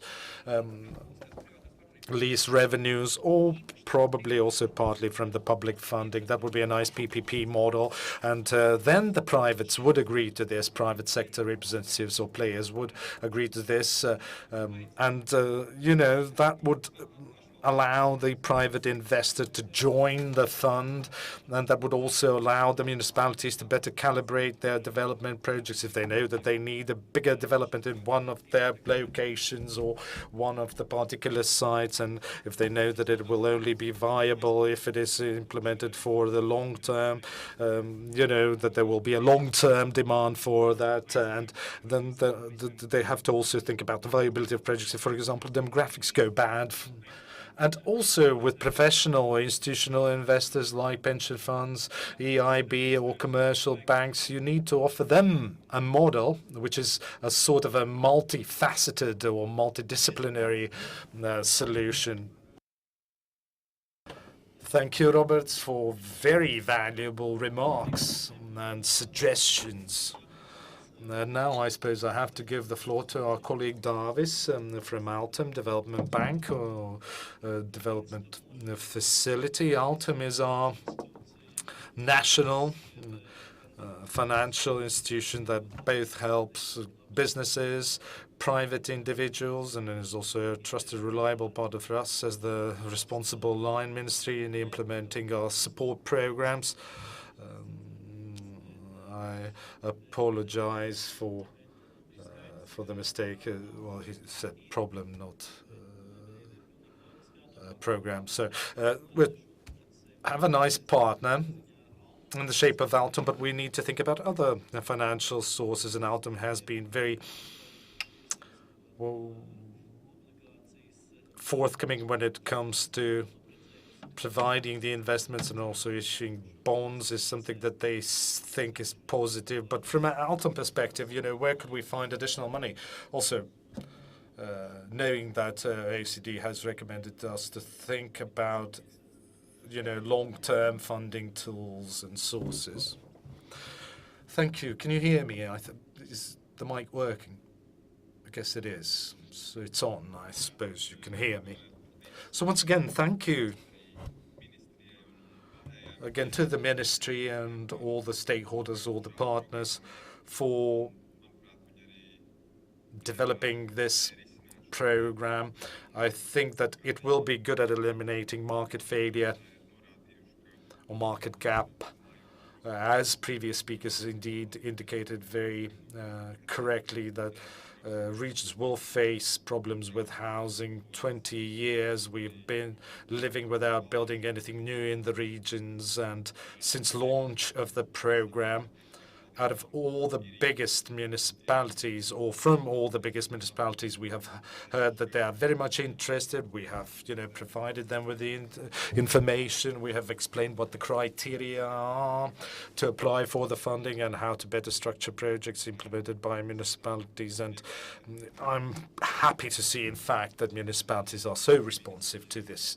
And Ministry has also identified sort of the challenges or the drawbacks that the program had initially, why it didn't sort of take off as easily as we expected, because the program was actually designed during the peacetime when the construction costs were, as they were. But then, we were hit by COVID, and then also came the Russian invasion of Ukraine, which changed the situation 180 degrees and drove inflation through the roof. And I think that this will sort of contribute to attractiveness of this program as we raise the level of or threshold of eligible costs because of the inflation. It will make it more attractive for the municipalities, but more challenging for the municipalities, because municipalities and developers will very carefully think about the location where to build.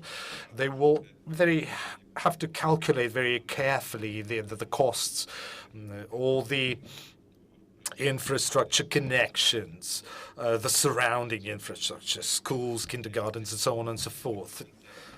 As far as funding, however, is concerned, Altum is prioritizing is investments that come from the RRF, 42.9 million, if I'm not mistaken.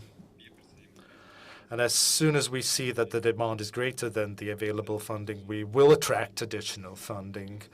And before the actual designing of the program, we talked to EIB, European Investment Bank, and we are also in the process of negotiating this with the European Central Bank, ECB, where we are negotiating about additional funding. EIB and ECB are the institutions that sort of fit best into our program. They can provide long-term loans for 30-plus years with very friendly, I should say, interest rates compared to what you would get in the financial market, where you have Euribor and other conditions and terms applied. That's as far as my initial intervention goes. Well, thank you. Yes, we will, keep our fingers crossed that the demand remains as high as it is. Now we would like to see, parallels that our Slovenian colleague mentioned, before the approval of the project, it is important to go through the project and talk to people. Of course, we are learning by doing, all of us. But what about the 4 eyes principle, or is it 8 eyes principle now, before the project is being approved?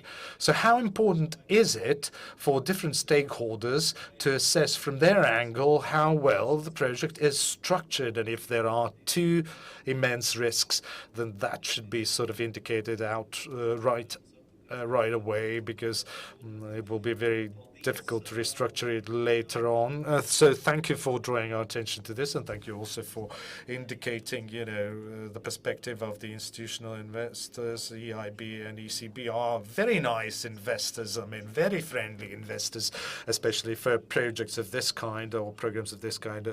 As you said, we do continue to negotiate this with them, although the length of those loans was something that we still can't agree.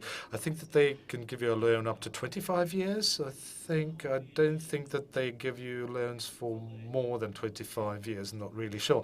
Anyway, if colleagues from the European Commission hear this, maybe you could agree with the EIB or ECB on better terms or longer terms. We would be very happy about that anyway.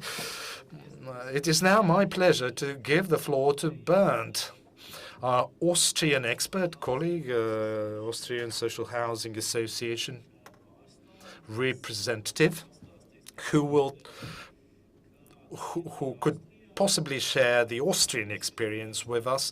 How did you achieve the long-term funding loans? How did you structure those loans? And what are the lessons that we should take into account here in Latvia? By the way, if you go online, if you Google affordable housing, Austria or Vienna is the sort of best practice that everyone is suggesting, and we are absolutely delighted to have you, Bernd, in fact, and hear from you what your ideas are on how or where should we do better. So, Bernd, please, the floor is yours. Thank you for this very nice introduction, and there is not so much light, so you don't see that I'm blushing hearing all this. Hearing all these comments before, quite good analysis of all the problems. Perhaps I can bring some solutions coming from Austria, and starting very general, the background for the success in Austria to all the initiatives we do is that perhaps to add, you mentioned I'm coming from the limited profit housing sector, but my main professional formation and the important age, you have different ages in your life, was in the banking sector, and so I recognized some banking ideas here, and even in that time I tried to change from problems to solutions, so that will be the main impact. But going back to the general start, a social contract in society, everyone has to believe that a long-term perspective is a good perspective for the country. And if we only, in banking, we are forced, especially by rating agencies, to think in terms of 1 quarter or 2 quarters, and in the financial ministry in Vienna, we always being very funny about the say that the limit of thinking is 3/4 of an hour, because in an hour there's the next press conference. And so we have to commit to real long-term perspective, and as a basis for all this.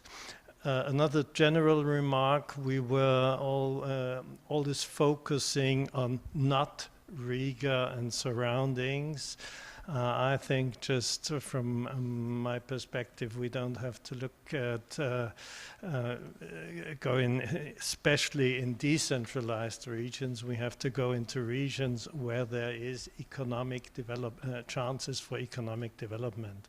That might be Riga, that might be those interesting cities we heard comments in the session before, but we should look at the economic impact of a region, and this we have a worldwide tendency to urbanization, so we can neglect this fact.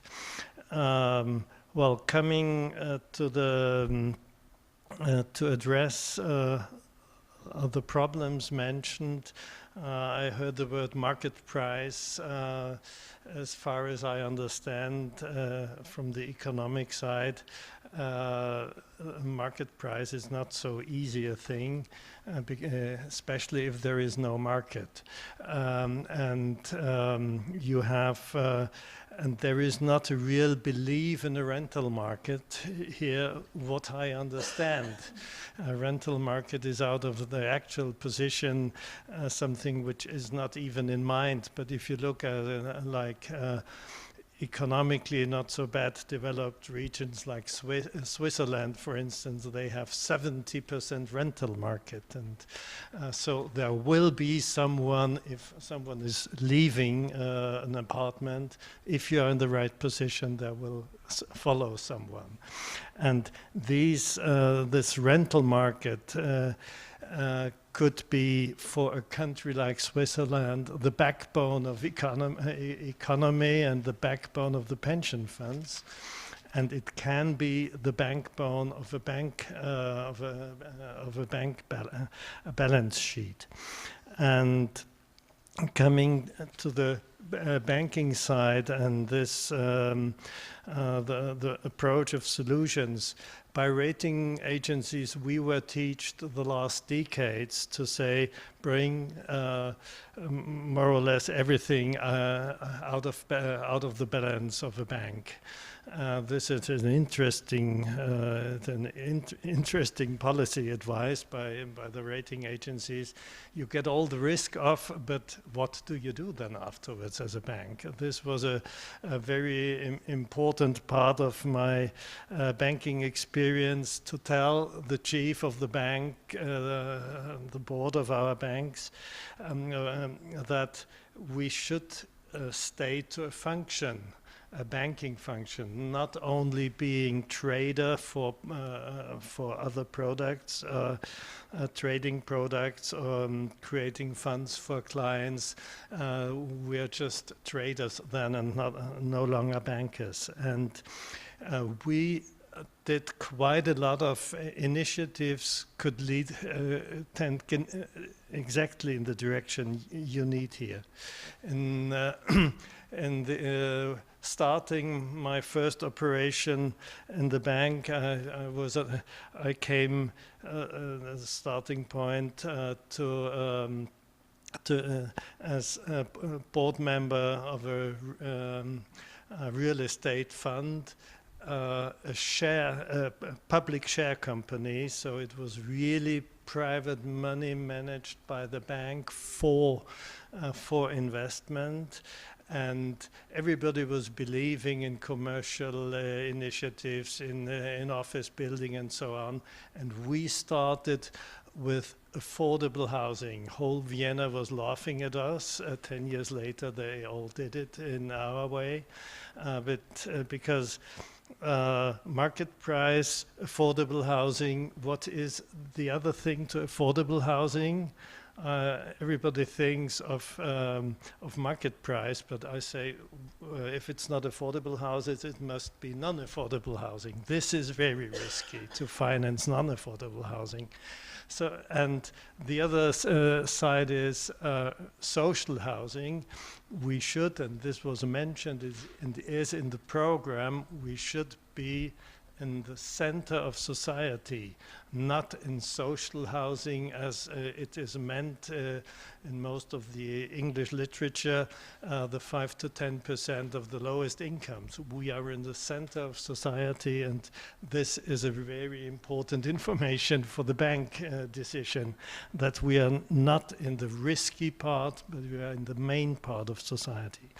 So after starting this one initiative to turning a real estate fund in cooperation with the city of Vienna, with other regions, with the city of Salzburg, we started with the equity of the private investors in this fund. We started corporations and financial corporations or corporations on the question of infrastructure and so on.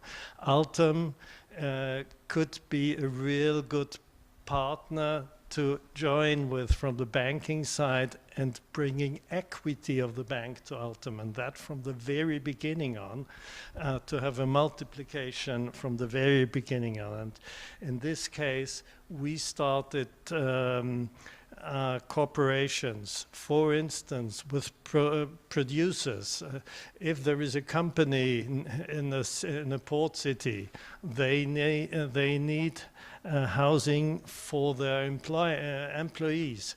There is a lack of housing, as far as I understood. So you there is a the possibility for long-term revenue out of this investment. And if the bank is mostly a trading unit, I think it's not bad to have a backbone in real equity invested with a real return. And regarding inflation, if you're in housing, we can look at it at the beginning from the financing. It's a problem, high inflation and high interest rates. But in the long run, inflation, just real estate is the answer to inflation, because you have a part of the rent income in future, and this should be aligned with the development of the general economy, and with inflation, the general economy changes his exchange rates, in the not currency exchange rates, but you get real answers. And so we, from the bank, we started 100% company, and by contract, we said we stick to a public commitment in rent, and not a social rent, a cost rent, because the market doesn't know how much housing is costing. It just now, what can I get out of the market? But this is, if you look in the Austrian experience, this is minimum 30% above cost. Otherwise, he is not investing. So there's a big difference between cost of housing and a so-called market price. You see, I don't really believe in market price. It's always, if you have a very narrow market share, there is no possibility for a real price building. You have not supply and demand in a situation that you come to a real price. So you have to focus on a cost rent and bring this into relation to the income situation of the households. And I think the bank is a partner of the whole country.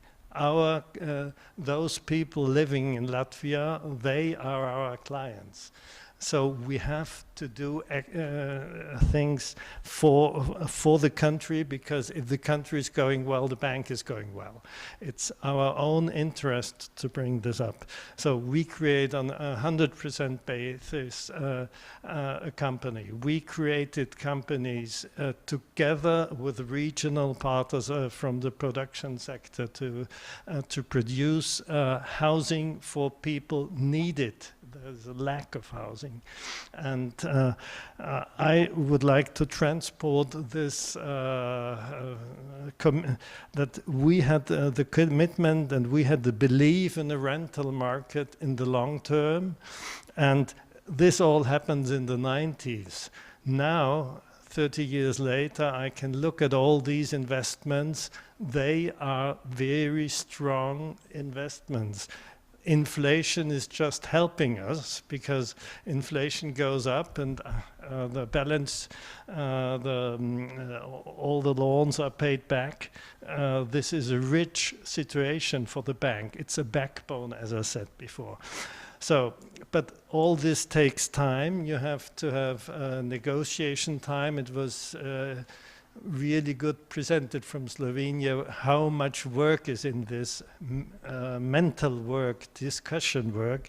And so I hope the Commission is able to give the time, because if you have to finish and take your money out in 2 or 3 years, you will make more faults as if you have 5 years to come into all these partnerships. Well,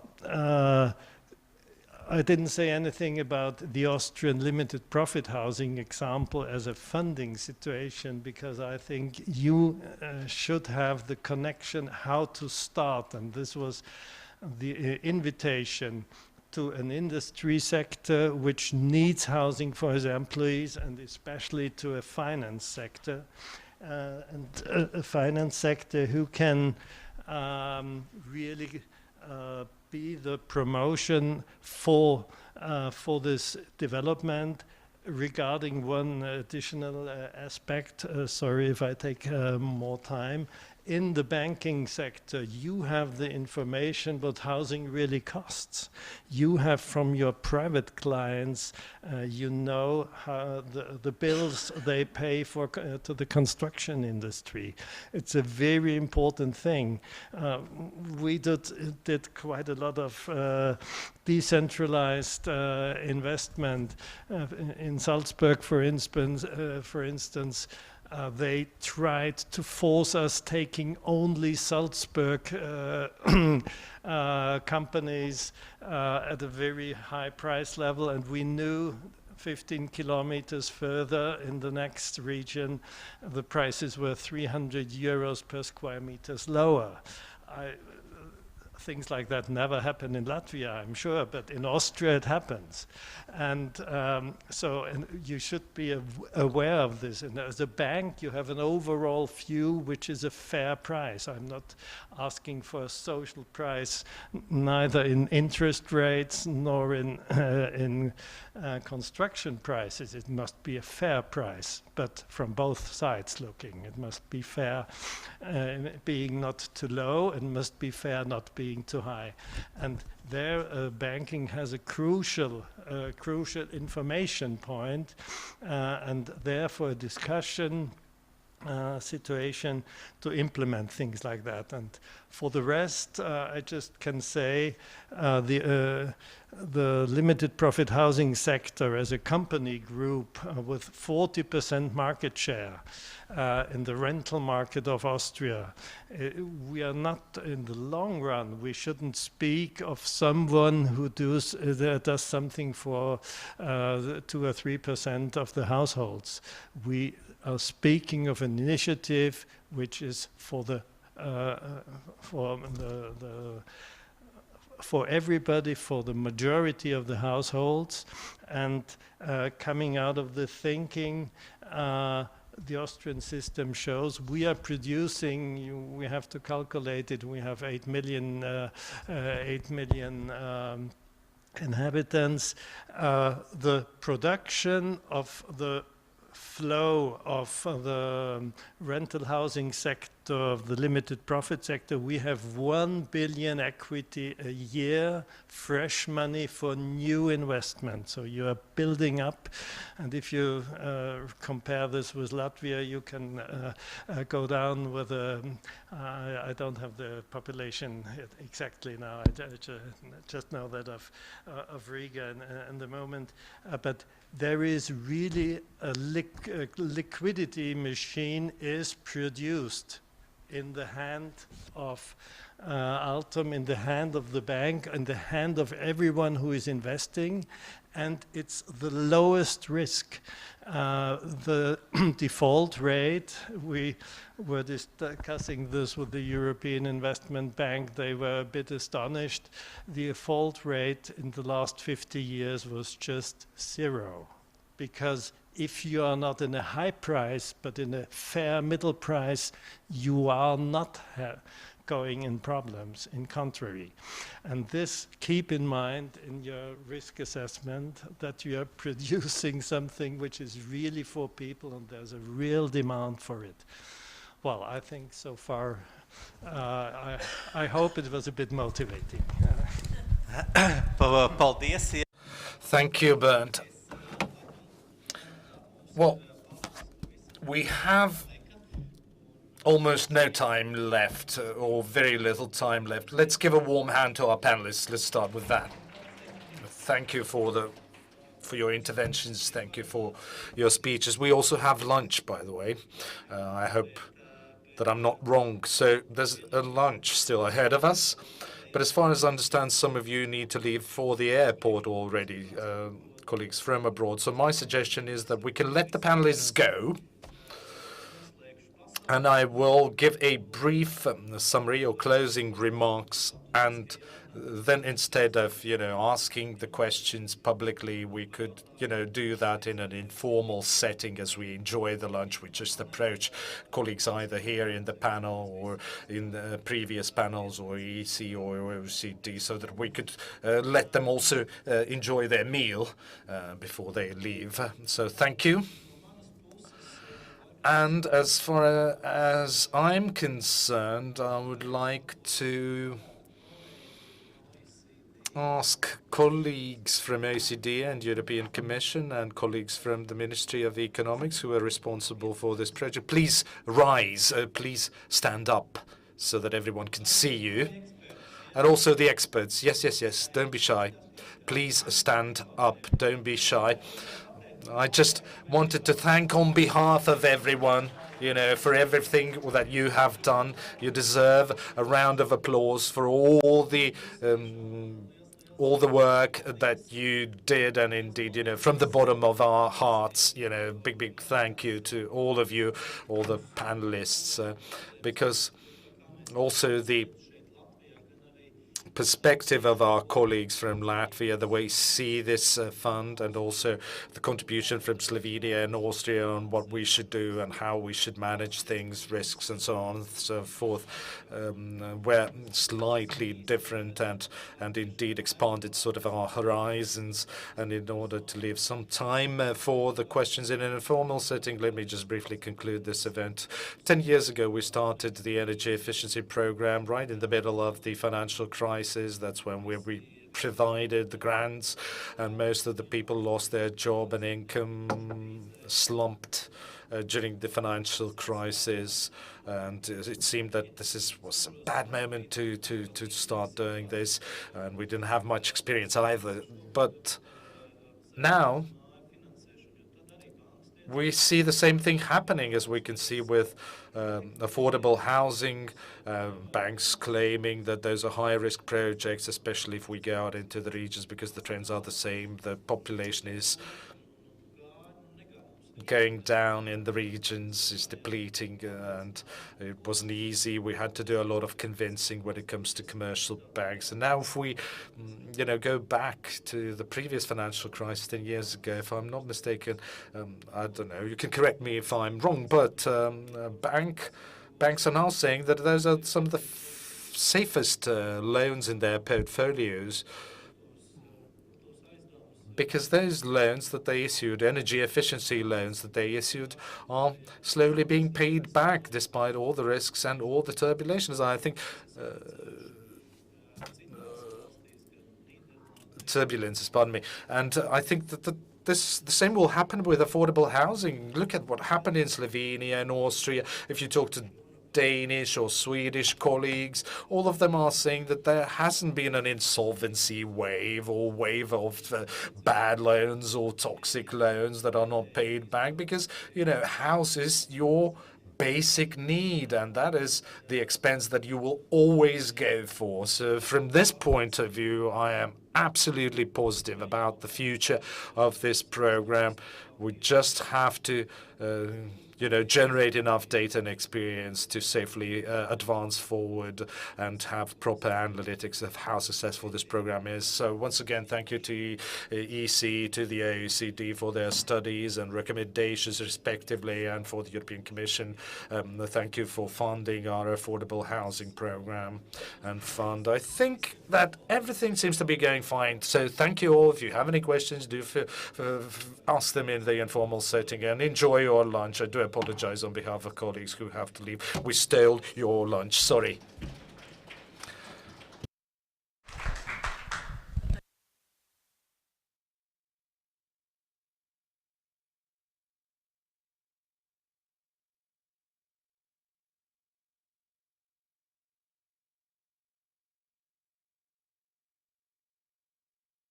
Tā, varbūt, lai mēs nepazūdam, ēšana ir lejā, viss ir apmaksāts. And for the rest of you, lunch will be served downstairs. It's all paid. You will not have to pay, so enjoy your lunch. Thank you all.